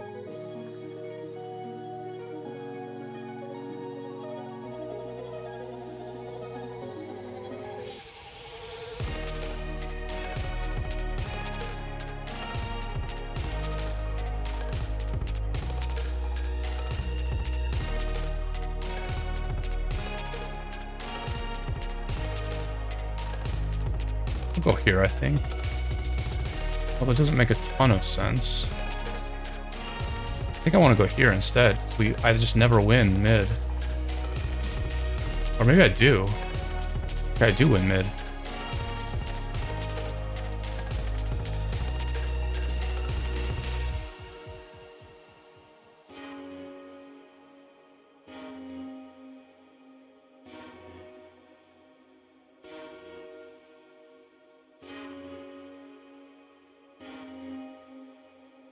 What I like about them is that they admit if they are wrong. Yeah, I mean, that's, you know, that's just what a journalist in general needs to do. And that's a big issue that mainstream media has at this point, right? Is they just, I mean, there's just like no accountability at all. A podcast I was listening, I'm a fan of Matt Taibbi as well, and he does a very good podcast with a journalist named Walter Kern. And earlier today, Walter Kern was like sort of making the point that like, you know, the new method of politicians and journalists is like, you know, something happens, you make a mistake, like let's say like COVID coverage, right? Like now the whole thing is like, oh, I didn't tell people to close schools. I didn't you know, say that like vaccines might, you know, not be completely perfect. That wasn't me. That was like somebody else. It's like first like they deny it. It's like fuzzy. It's like, oh no, it wasn't me. It wasn't me who did that. And then like down the road, people just like straight up forget, you know? And so like 5 years from now, like Anthony Fauci will probably go on CNBC and MSNBC will, or on MSNBC, and people will be like, Anthony Fauci, hero of the COVID pandemic. What are your thoughts on the latest, you know, viral outbreak? And like people will just like 100% forget that, like, you know, what like the mistakes that people made. Like all these people who are like got us into the Iraq war are now like, I'm like throwing so hard while talking about this. I'm doing absolutely nothing in this. I hope I don't like lose this game for us because I played like a complete boob. Oh my gosh, bro, what is happening? I'm trying to like just move this Guan. Anyway, like, you know, like all the people who like got us into the Iraq war are now like war experts, and like no one gives them any guff whatsoever about the Iraq war, you know? So just like, we have to hold people accountable, but like no one else is going to hold you accountable, so you should at least like hold yourself accountable.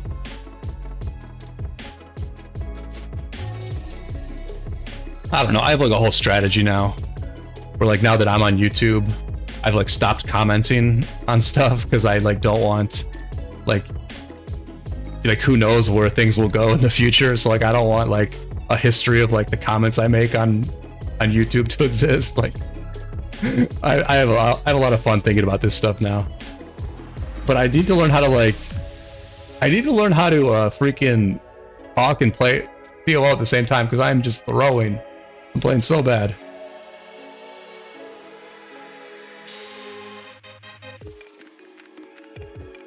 Oh my gosh, I hope I'm not throwing this.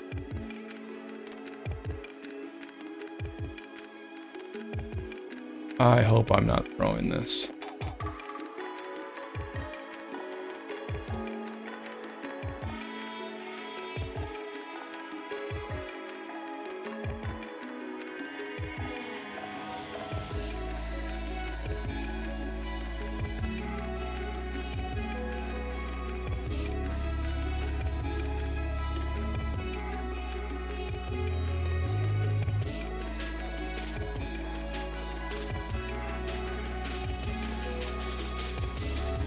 Oh man, I honestly think I lost this game for us. I'm gonna be honest. I just played so bad. I just accomplished absolutely nothing. I just accomplished absolutely nothing.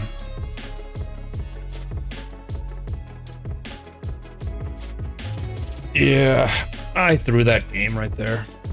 I absolutely threw that game.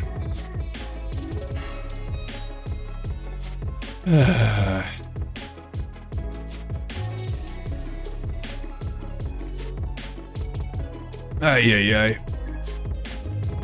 A pain.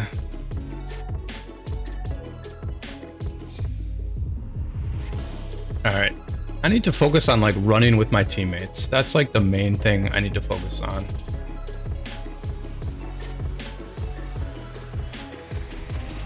I mean, I think my kill ratio was even bad there.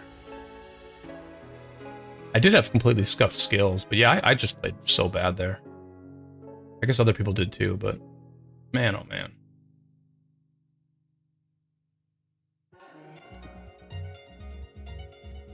All right. Why am I set on infantry?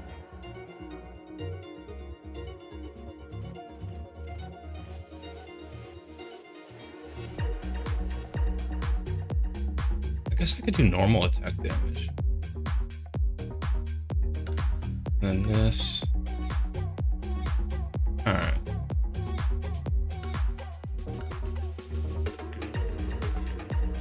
All right, let's get a win streak going here.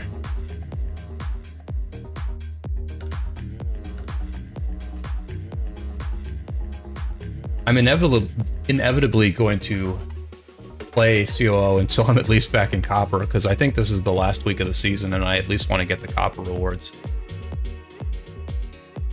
Which should not take long, but you never know.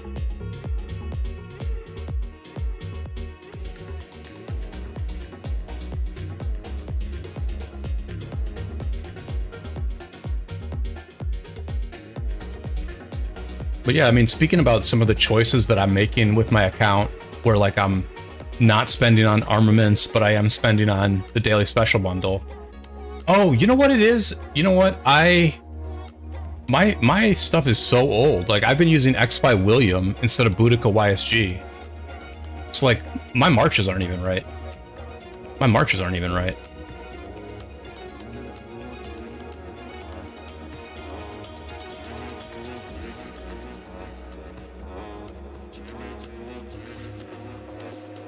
Yeah, they like reset all my marches to like what I was using 3 weeks ago. Pretty scuffed, honestly.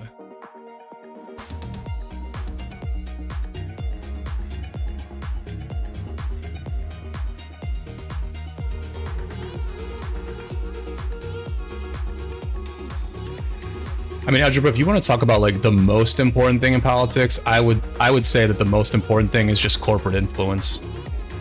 I mean, corporations have massive influence on politics and on the media. And I mean, it's just they're kind of being blatant about it at this point.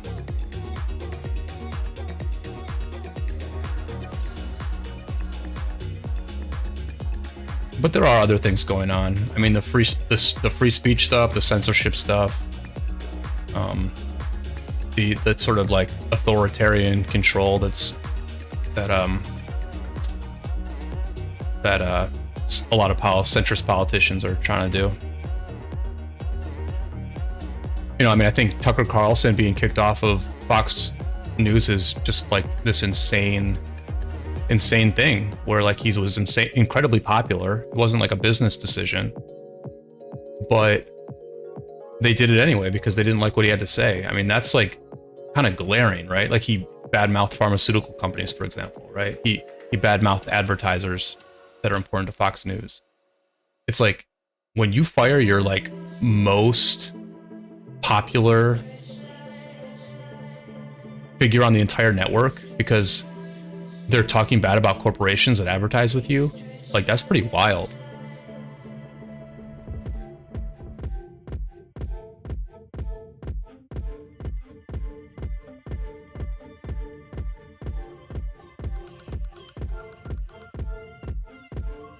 Hopefully people don't mind me smuggling political stuff into this stream. It's not something I like. It's not like what I'm trying to do overall, but I do think I think that the future of, I think like a good future for like at least me and people I know is just very like niche content with people you trust who like tell the truth. And I mean, at the end of the day, I'm a ROK content creator. I want to like give information about ROK, but I also want to like put out a worldview that's like honest. And I guess we're just losing again. I guess we're just straight up losing. I don't know. I just like, for me, the future of like consuming information is on platforms like YouTube. It's not about like TV. I mean, I haven't had cable TV in like over a decade now. So like I don't even watch TV. But I don't know. I just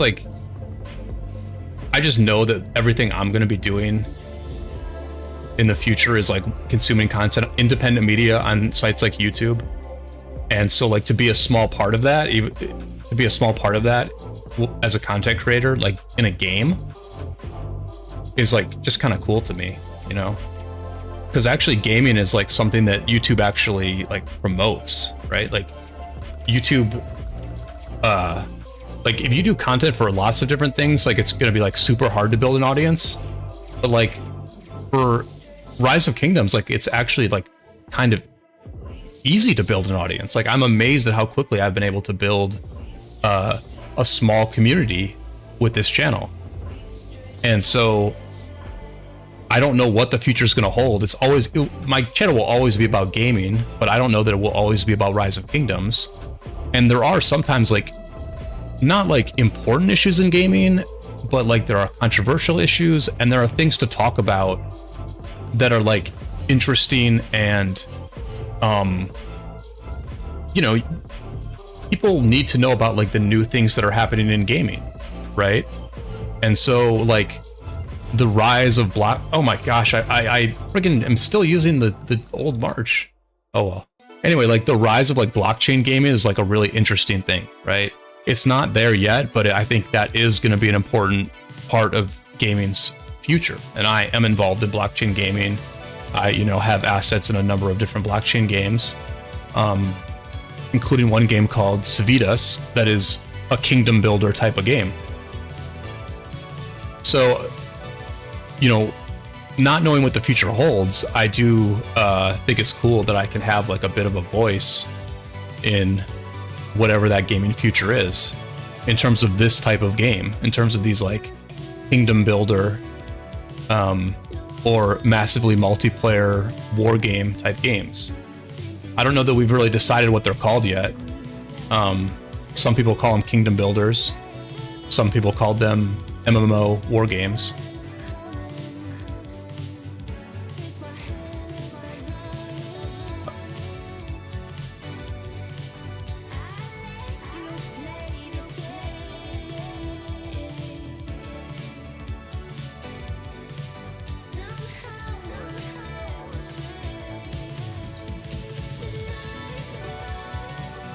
Sonia, I will try to read your message here in a second as I'm walking.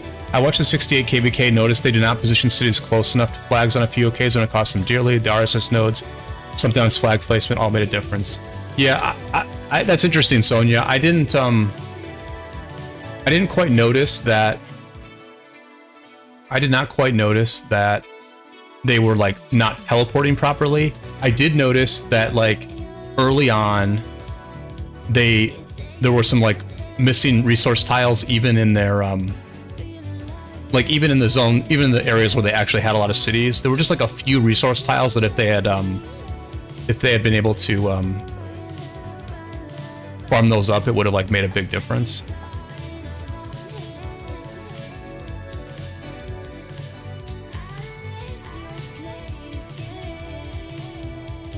Anyway, welcome to the stream, Sonia. Glad to have you here. There's actually a player in our alliance named Sonia, and so when you replied to my video the other day, I actually thought you were the Sonia in our alliance. But I can tell now by the way you're talking that you're somebody different. Because you're like more serious about the game. Even city placement and borders with the enemy were not always great. Need to perhaps make that someone's role next KVK, just controlling TP spots. Yeah, it's like one of those things. It's like that's a it's like fundamentals. This game is like all fundamentals. It's like if your players just do a bunch of fundamentals right, then you're like way ahead of the enemy.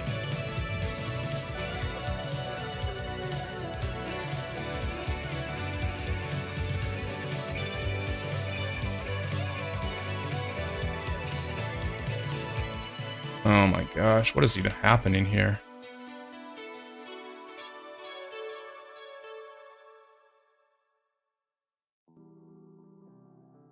I'm just gonna, I mean, I just can't win here, so like I might as well move.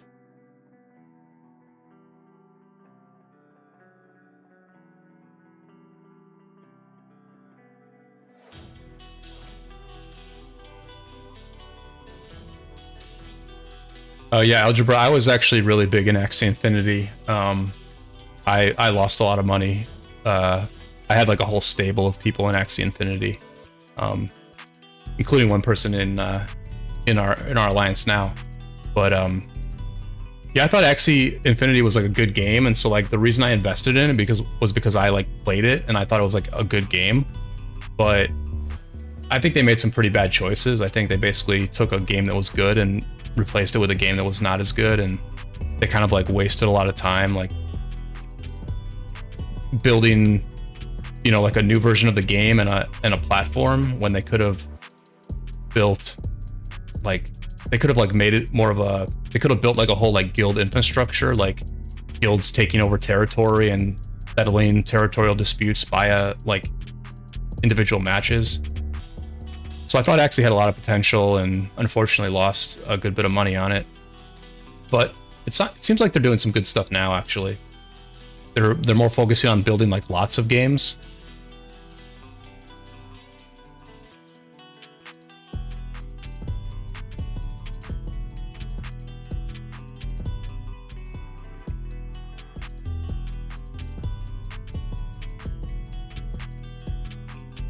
I mean, I think lack of farms was honestly the biggest issue.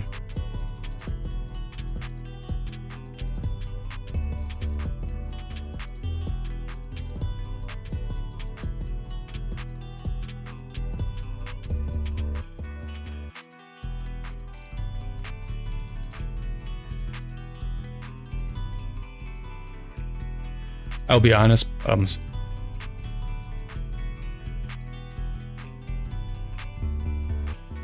I mean, I thought Plato played very aggressively. And I think that was fine. He has like a ton of speed ups. I think he eventually ran out of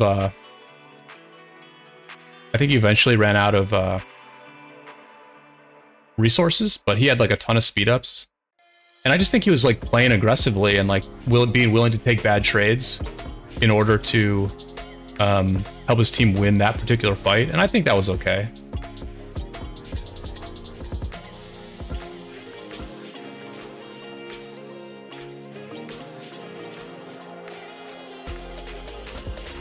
Oh my gosh, are we gonna lose again? This is making me sad.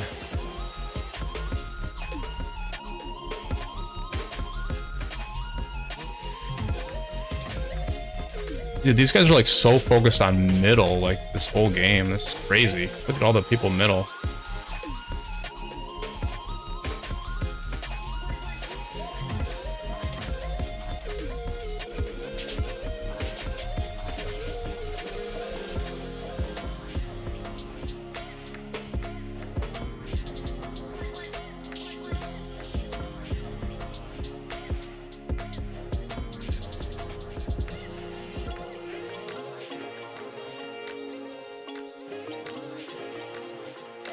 Yeah, I think that 2268 has the tools in place to be a good kingdom.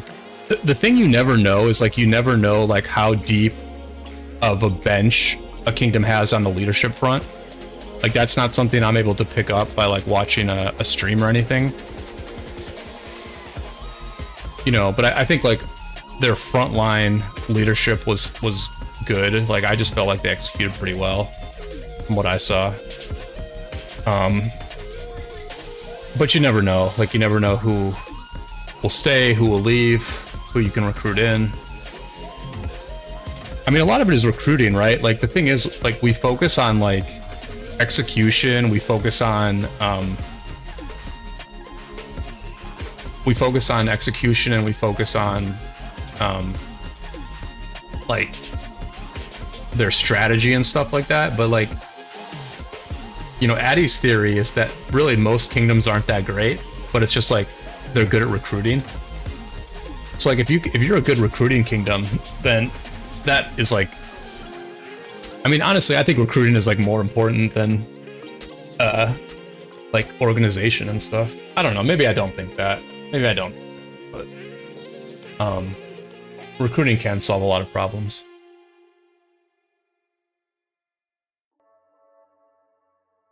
I mean, I think the state of the game that we're in right now is that it's about the fundamentals, right? There's like a bunch of fundamentals that are important. Like, you know, teleporting correctly is important.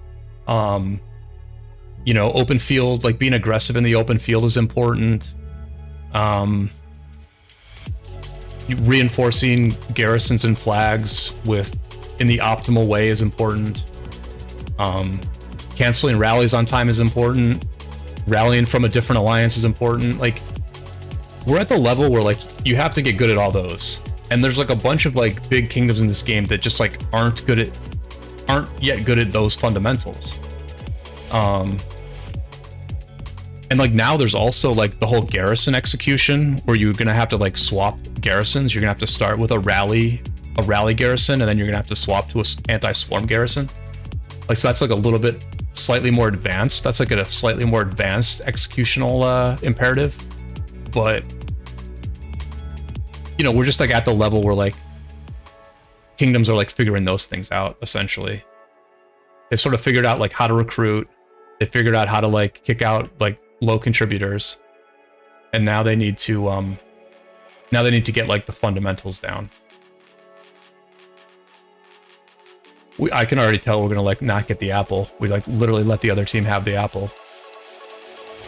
So that's a bad start. Okay. I really am at a low tier.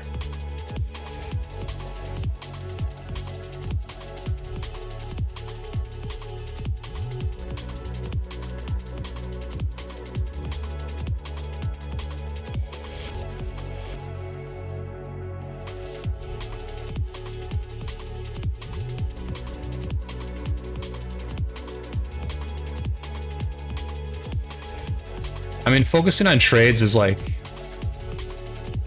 it's interesting. I don't know. I don't know what to think about it, because I did talk earlier about how you can run out of troops, and a lot of times the way to win a KVK is just to have your enemy run out of troops before you do. And so like in that setting, trades absolutely matter.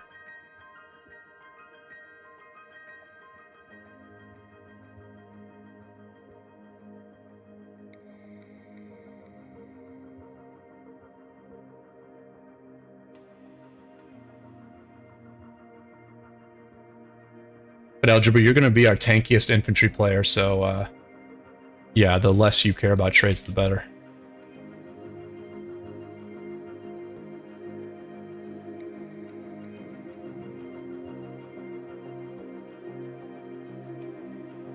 I don't know, we didn't get to open field a lot in the last KVK. I'm kind of excited to...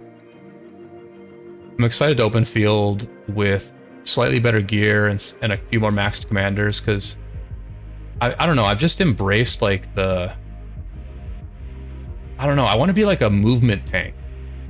Where like, I don't tank because like I can stand there and fight. I tank because I can get hit and then immediately pull back and like pull the enemy into my teammates. Like I just want to like be like a movement tank and see if I can actually like excel at that.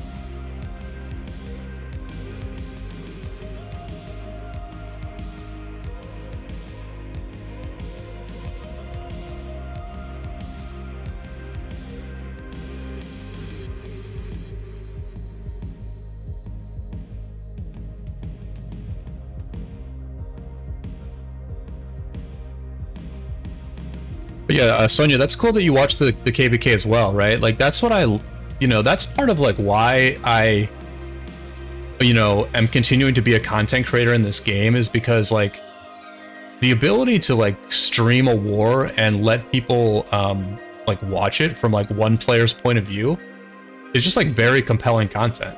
Like it's very, very compelling. I watched a lot of Plato's stream as well.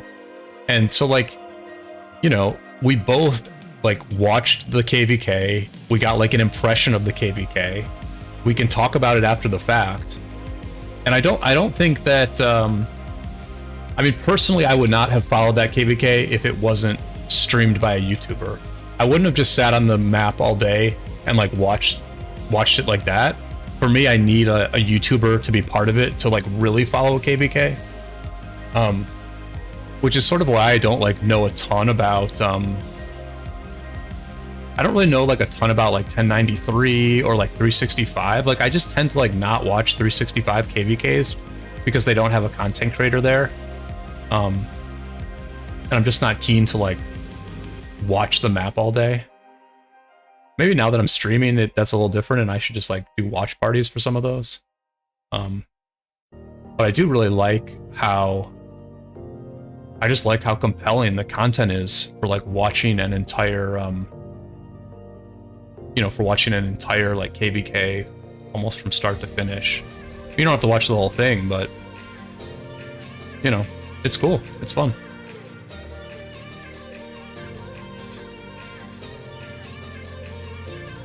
Like the game is just like so much better when you can watch blue marches fight red marches. When you have to watch red fight red, it's just nowhere near as good.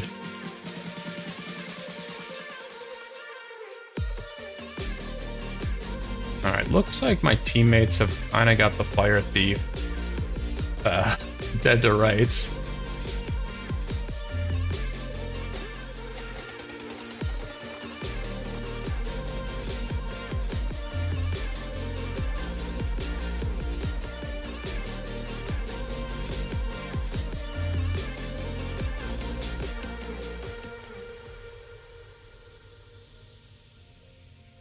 Alright, now should I stay here? Should I go back? I think I can go back to here.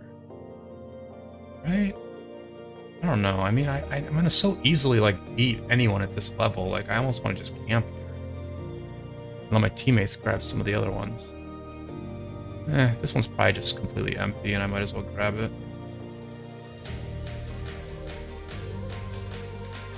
Oh, so somebody's coming back here, so I will stay here. Okay, okay.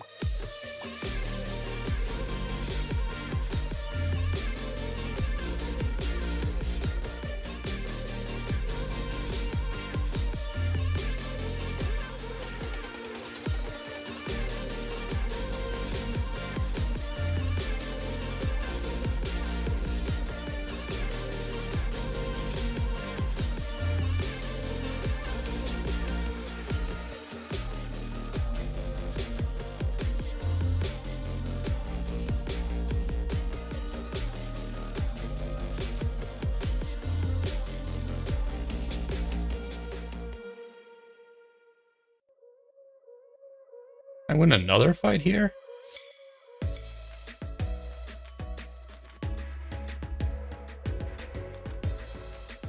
I'm just gonna let myself die here. No reason not to at this point.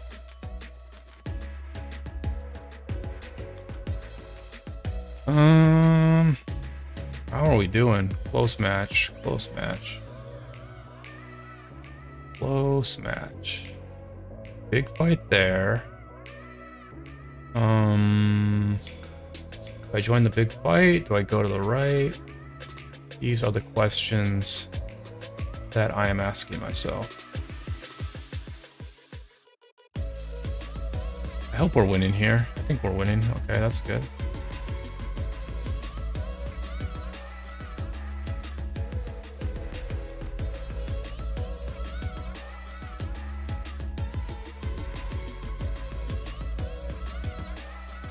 Nice hold on that one. I believe the Fire Thief has got to be very soon at this point. So maybe I take this and then go Fire Thief. Maybe the Guan should go to Fire Thief now.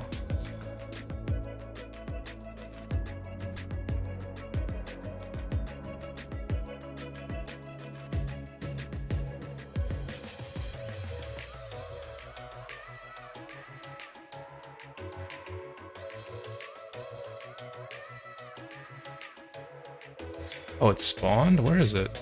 Oh, there it is.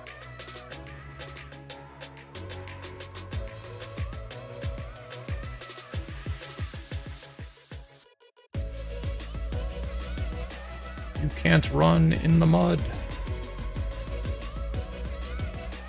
I'm cavalry. I can run through anything.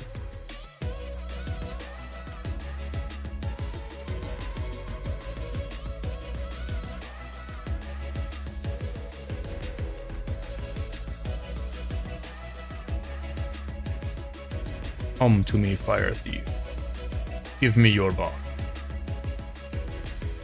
Give me your buff. Son of a... Alright, I think we just like have to take this fight. Or wait, is it just me? No, we have a bunch of people.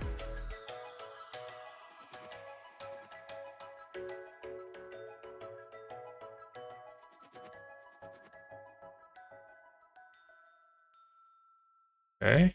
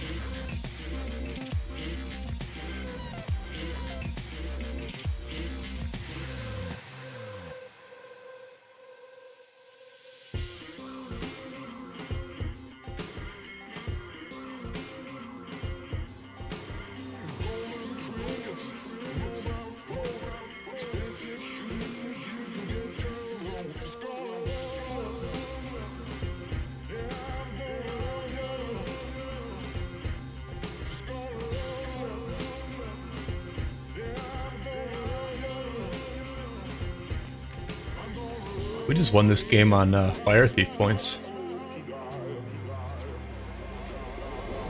Whatever works.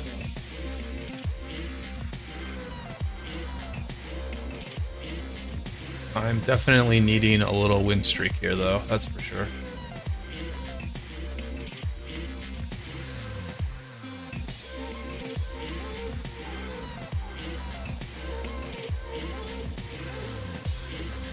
That's crazy that I dealt the most damage to the Fire Thief. Considering I didn't even hit the first two. I need to see. Okay, I did change that.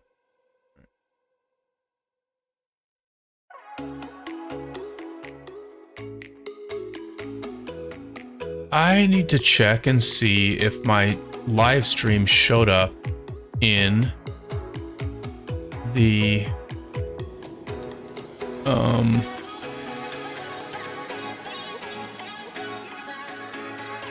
YouTube section for ROK. Let me take a look at that.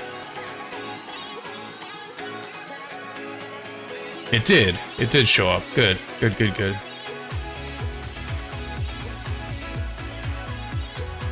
Oh, there's actually a bunch of people streaming, so I really appreciate everybody tuning in. The viewers have been pretty solid tonight, so I had assumed that I was the only one streaming. So, yeah, awesome. I got a little competition. They must not know that Friday night is my time slot.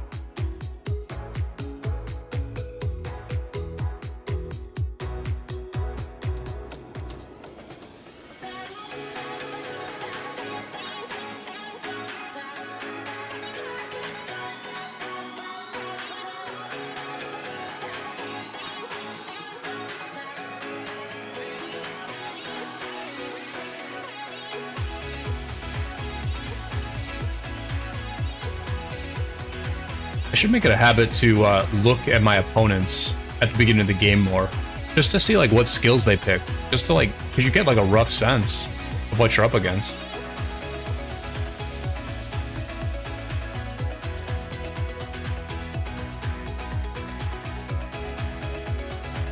I'm always, oh man, I think I'm getting wrecked here, to be honest. That AoE was pretty nasty.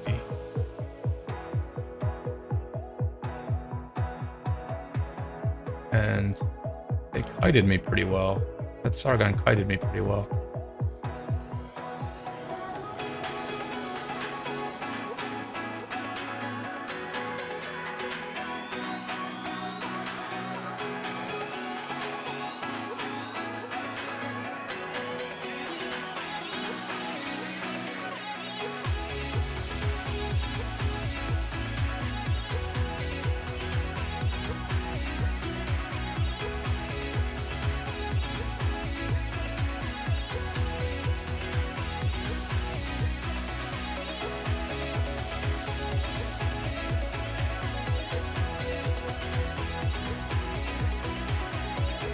Oh man, we were losing bad.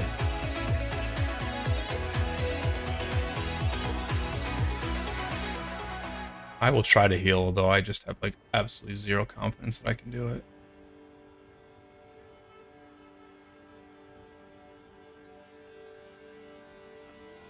Yeah.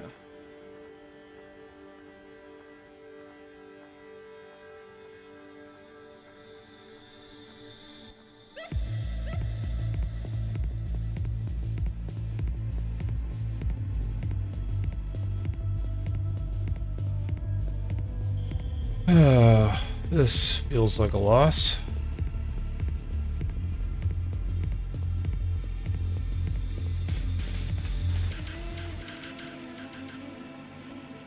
I'm just gonna let the XY die here so I can have all my marches somewhat together.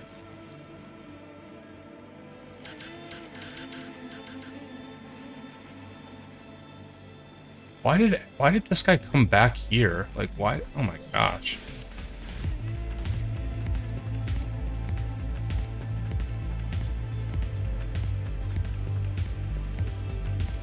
Our issue is fairly obvious. All of our marches are at this one flag.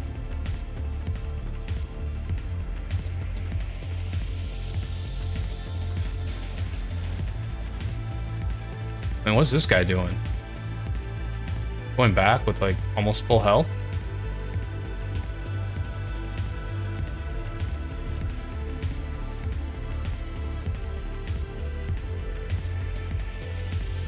Alright. Back to the drawing board.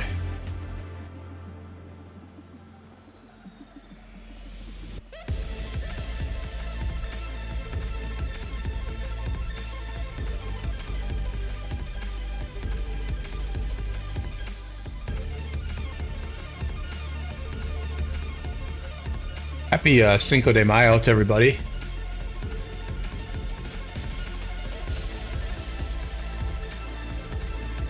I won't be celebrating in any particular way. I could go and get Chipotle, but I think I'm gonna grill a couple burgers for this.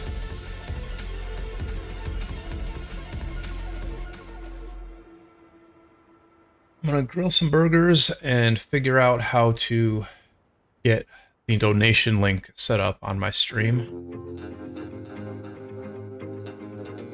And then I will sit on the couch and watch Succession and The Mandalorian.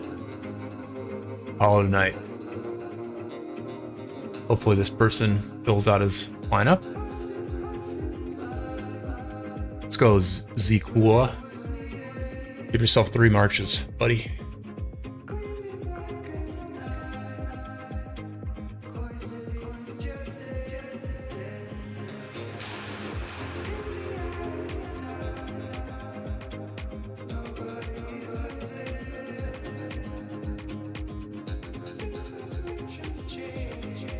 We have 3 people with generic avatars. That seems bad. Give me players who have customized avatars every day of the week.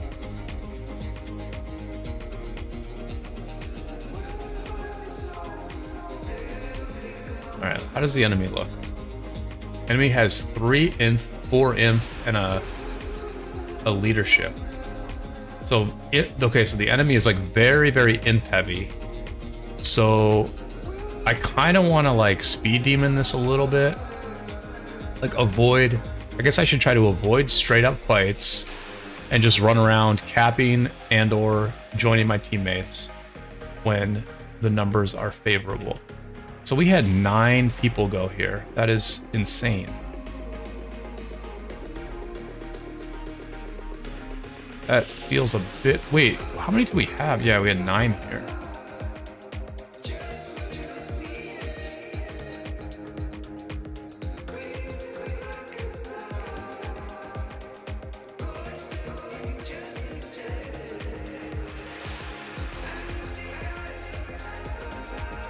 Where is the, where's the damn fire thief?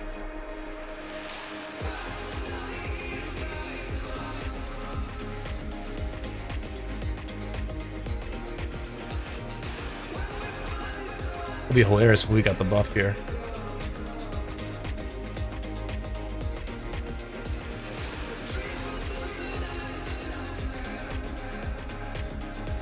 Whoa, where did this guy go, dude? This is like the most jukey fire thief ever.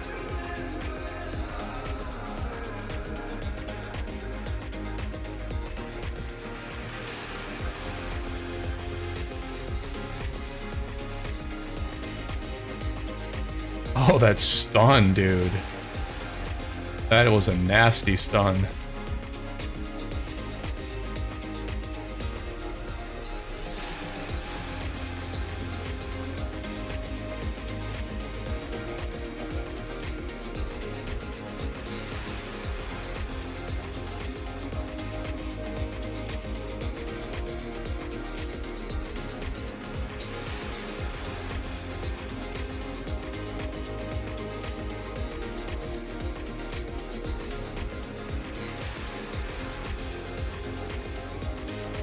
I mean, I guess we're winning because, like, we have all the other flags, so...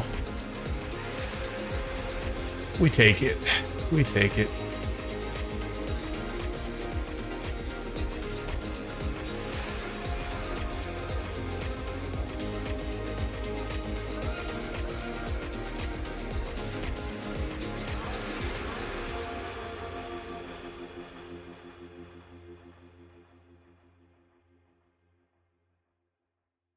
Why did I go here? Oh, that was this guy was here.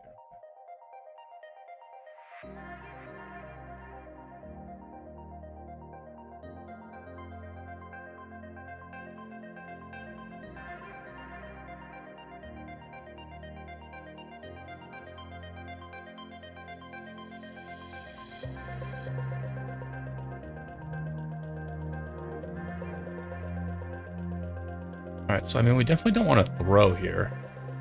We have a good lead, but we don't want to throw. I guess I'm throwing by not fighting.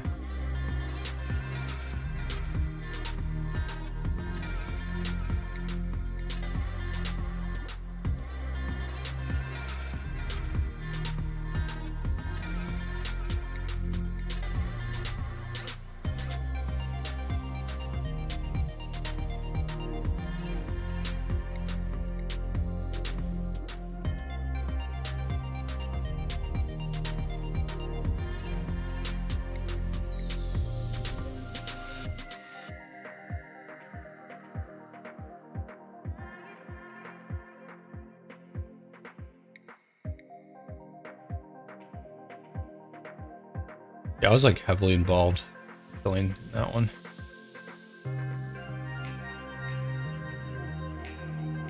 Alright, so the smart thing to do... Oh no, I can still earn more tokens, so... This is the last week of the season, so I want to stay in copper for slightly better rewards, but honestly, I don't care. There's like no way there's no way I would stay out of copper. Even if I get on a short-term losing streak, I could always climb back. And this is pretty fun. I enjoy doing this in front of y'all. Hopefully you're enjoying the stream. If you are grinding Champions Olympia, hopefully it's going well with you. If you're grinding something else in your life, hopefully this stream is making that grind a little bit more enjoyable.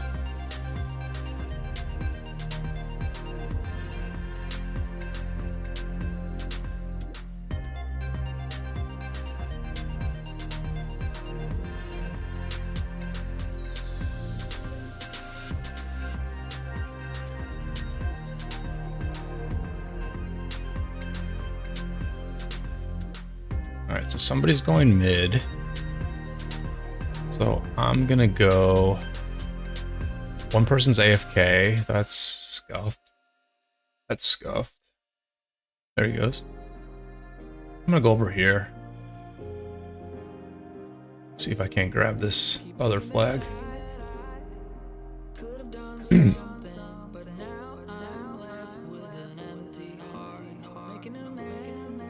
Somebody hit the apple.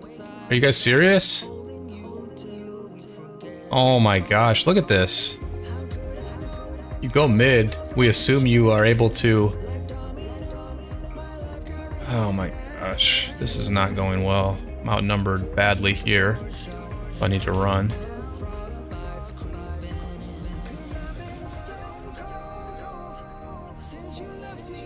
See, I asked those marches to move a long time ago.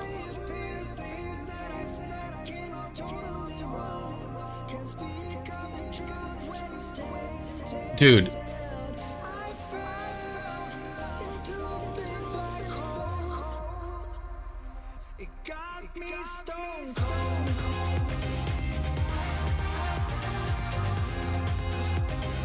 At least we have most of the flags.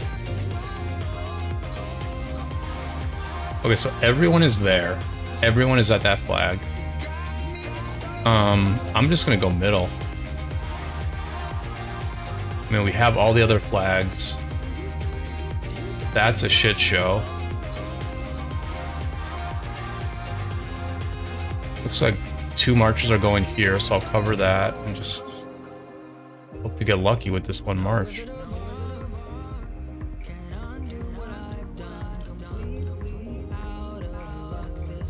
Wait, what?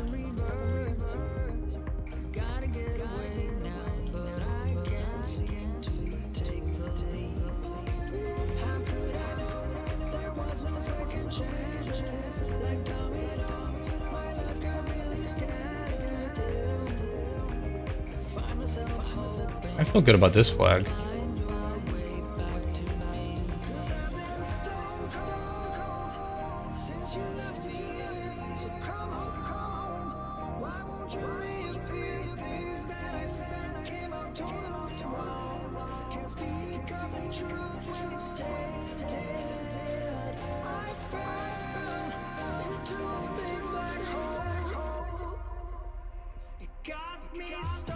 I honestly think I play COO way better with the XY William March instead of the Boudica YSG. Because like at least 2 of my marches are speed tuned, right? At least my Nevsky and my XY are moving at the same speed. They're getting to the enemy at the same time.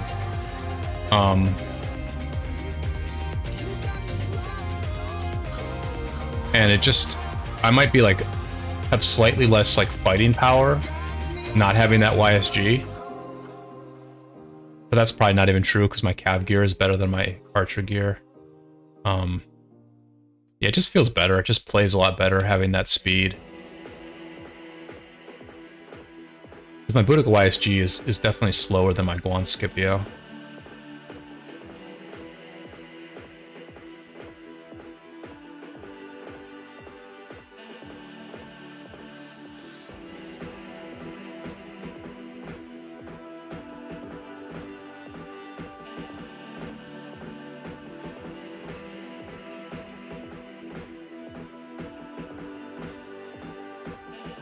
Alright, so he's going for the apple. The only way we lose is with this losing this apple, which I guess we are going to lose the apple.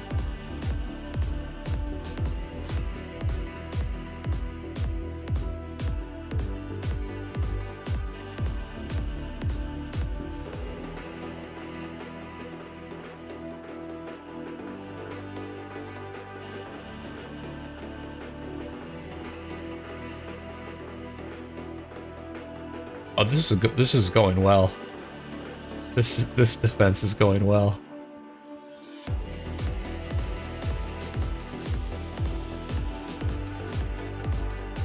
I think. Yeah.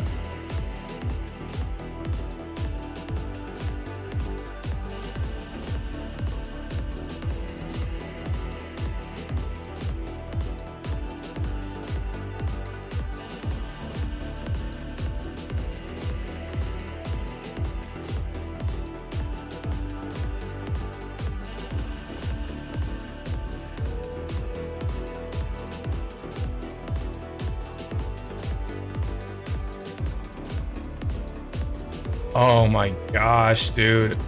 Ugh.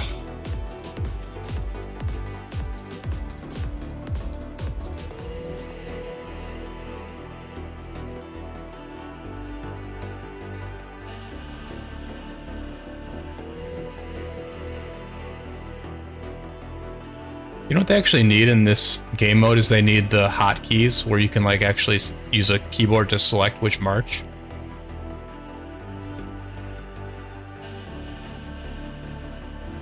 Because what seems to happen to me a bunch is I think I have one march selected, but I actually have all my marches selected. And so when I want to move one, I'll end up moving all three.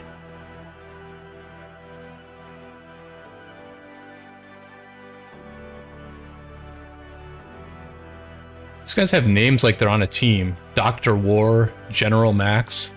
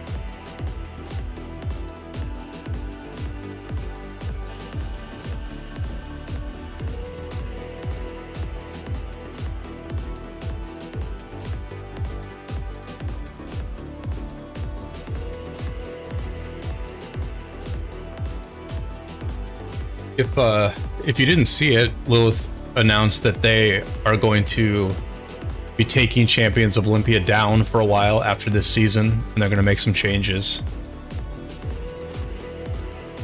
I'm not sure what they could change to make it better. Because like there's already like on the sand map that we just played, right? There are those runes, right? And so I think the way you make this game mode better is that you make it less about raw march power and more about like strategy and like control your marches. But like on the desert map, there are those runes that are actually pretty good, and it's probably worthwhile to like for me to send one march to those runes and have my other marches doing something else. I think that's probably worth it, but I never do it. So if they were to add like more stuff like that, more like ways to like micromanage your marches to gain a slight edge, would that actually make the game mode better? I mean, it would make the game mode better for like the most serious, like skilled people, I guess. But I mean, I feel like I have decent control and I don't even grab the runes. So I'm not sure. I'm not sure what you do to make this better, honestly. But I do know that they were wanting to do like a Champions of Olympia League, Like they were wanting to do like the Ark of Osiris of Olympia. So it sounds like that's going to be on hold until they, you know, until they, see, like here I need a way to like, here's the thing. There's no way for me to like quickly deselect all my marches. I haven't figured that out.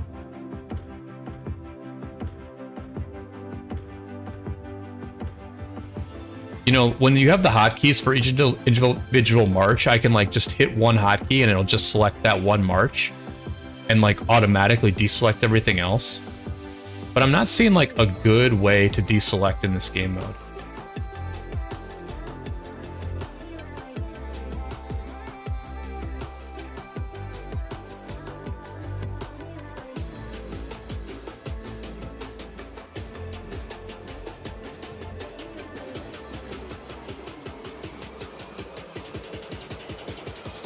I played against this A-Kang person before. That name is familiar. They must be another Friday night Champions of Olympia person. I can dig it.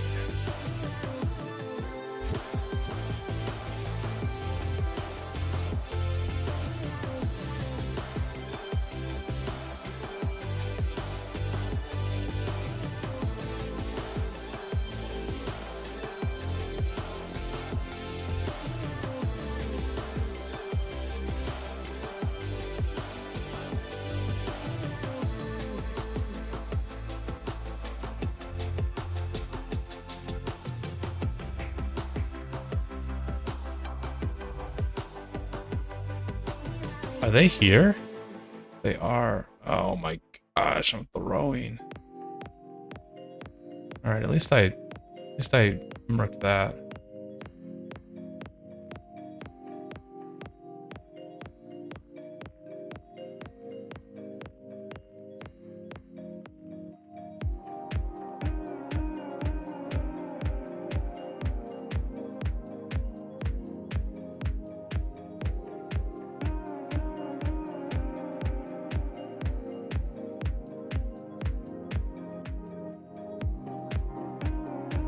I don't think I'll be playing Champions of Olympia no matter what they do with it, says Algebra. I mean, my thing is that, and I think I articulated this on a stream a few weeks ago, is that it's just worth my time. The value I get for this, which is, I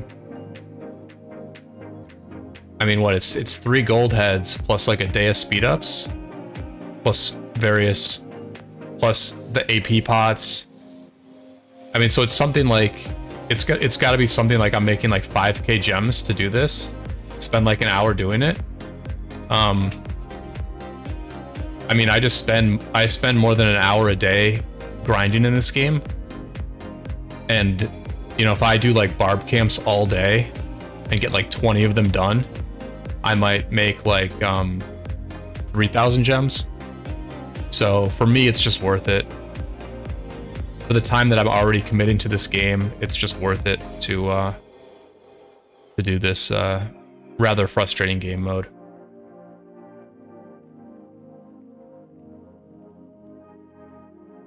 And it's just one of those things where, like, I don't think CO is like good for streaming. Like, my viewership doesn't seem to do well with Champions of Olympia, but I don't know. It's I'm not really sure. One, I'm not sure what else I would do, but two, like, it's action. Like, it's actually at least action. It gives people like something to watch. It gives me something to talk about. So even though it really just does not seem to do well with as far as viewers, it just, I don't know, kind of makes sense to stream it anyway.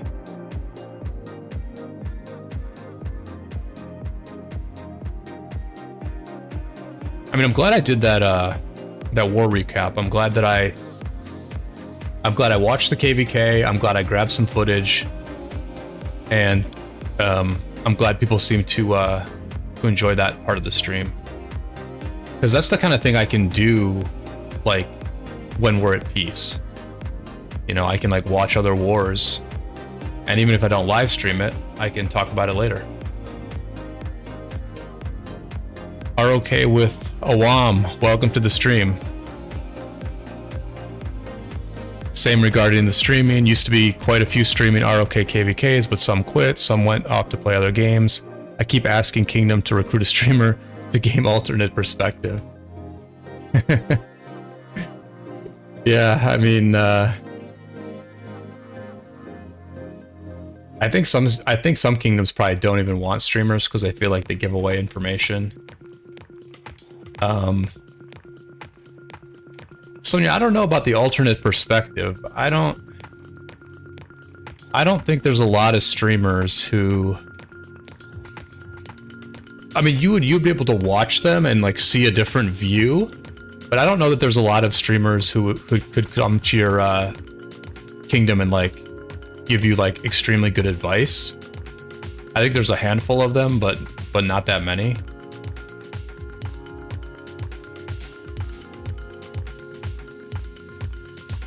The thing I've always thought about as far as alternate perspectives and being a streamer is that I've always felt that I could like join a team's voice chat for Ark of Osiris, and then all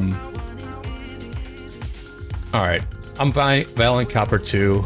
It's a very, very embarrassing level, but I think I'm gonna settle at that. But yeah, I was thinking I could like coach people in Ark of Osiris. I could like sit on their voice chat during a match. I could watch their match, and then I could give them like a 30-minute feedback session afterwards. And I think that would be like actually pretty valuable for people. And I think there's definitely a market for like KVK coaching. I think that's for sure. It would be like a consultant, right? Like that's really the role that people could play in ROK, is you could be like a paid consultant for kingdoms.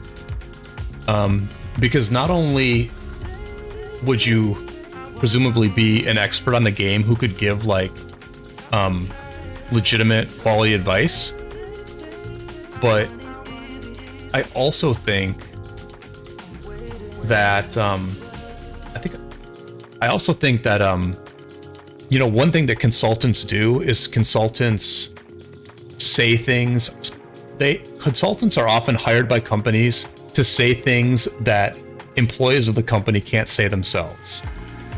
You know, like the boss may know what needs to happen. The boss may know like what certain managers need to be doing differently, or what certain departments need to be doing differently, but they can't say it. Like it would just be like too awkward or too problematic for like them to say it. So companies hire consultants to like just say the things that need to be said, because the consultants come in and observe the same issues, and then the consultant, the third party, the inoffensive third party, the third party who's not going to be there next week, they say the things that need to be said. And I think that role can certainly be played in ROK. I think there are probably kingdoms where certain things need to be said, right? I mean, there are certain kingdoms where like you just need to like, you need someone from the outside to come in and tell the whales to cancel their rallies sooner. Or you need someone to come in and tell the whales to rally from a different alliance. I mean, that's just that's worth a lot. That's worth the good money, you know, like kingdoms do spend a lot of money in this game. And I think a bit of consulting or a bit of coaching would probably be money well spent for some of them. So I think an alternate perspective is valuable in that sense. Awam, yes, you're trying to hide your chat always, since most of my followers are in enemy kingdoms in our KVK. Yeah, the chat thing is weird for me, Awam. I probably should hide the chat, because like I know it's very traditional to hide the chat, like not only in ROK but in like all games pretty much. So I probably should hide my chat. I haven't really done it. I'm planning to like do some streaming with a webcam, and so I assume I'm gonna just put my webcam where the chat is. But yeah, I kind of like the chat. I feel like it adds a little bit of extra color to the stream.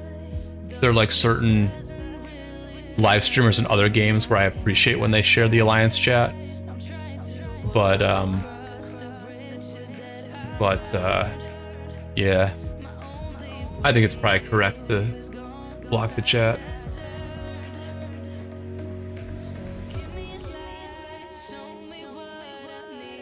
I've just been a part of this alliance for like a really long time. Like I've been part of this alliance since like the day it started. So I guess I have just like a little bit of like free reign where if I were in like another kingdom, if I like moved to another kingdom, I inevitably would have to like not show the chat. So I'm taking advantage of my position a little bit. After all, I am the king. Yeah. Awam says, I'm new to YouTube, wanted to ask how you make chat appear on the screen. So, Awam, I go into OBS, and I create a source that is called Stream Chat. Let me try to tell you what kind of... It's a browser. I create a browser source, and then I use a site, and then essentially you, once you've created that source, that browser source, you go into properties, and there's a URL field where you just, you copy paste the link for your chat for that particular stream. Like each stream has a different chat. So you pop out the chat, you grab the URL, you copy paste that URL into the properties of your OBS source. And then as far as the formatting of it goes, I use like a website. I don't know if I can find it right now. I don't think I have it bookmarked, but there's like a site where that basically gives me the settings for the chat. Let me see.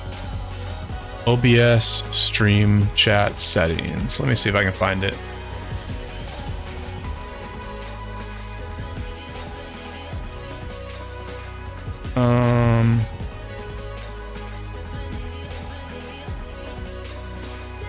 Yeah, that's the basics.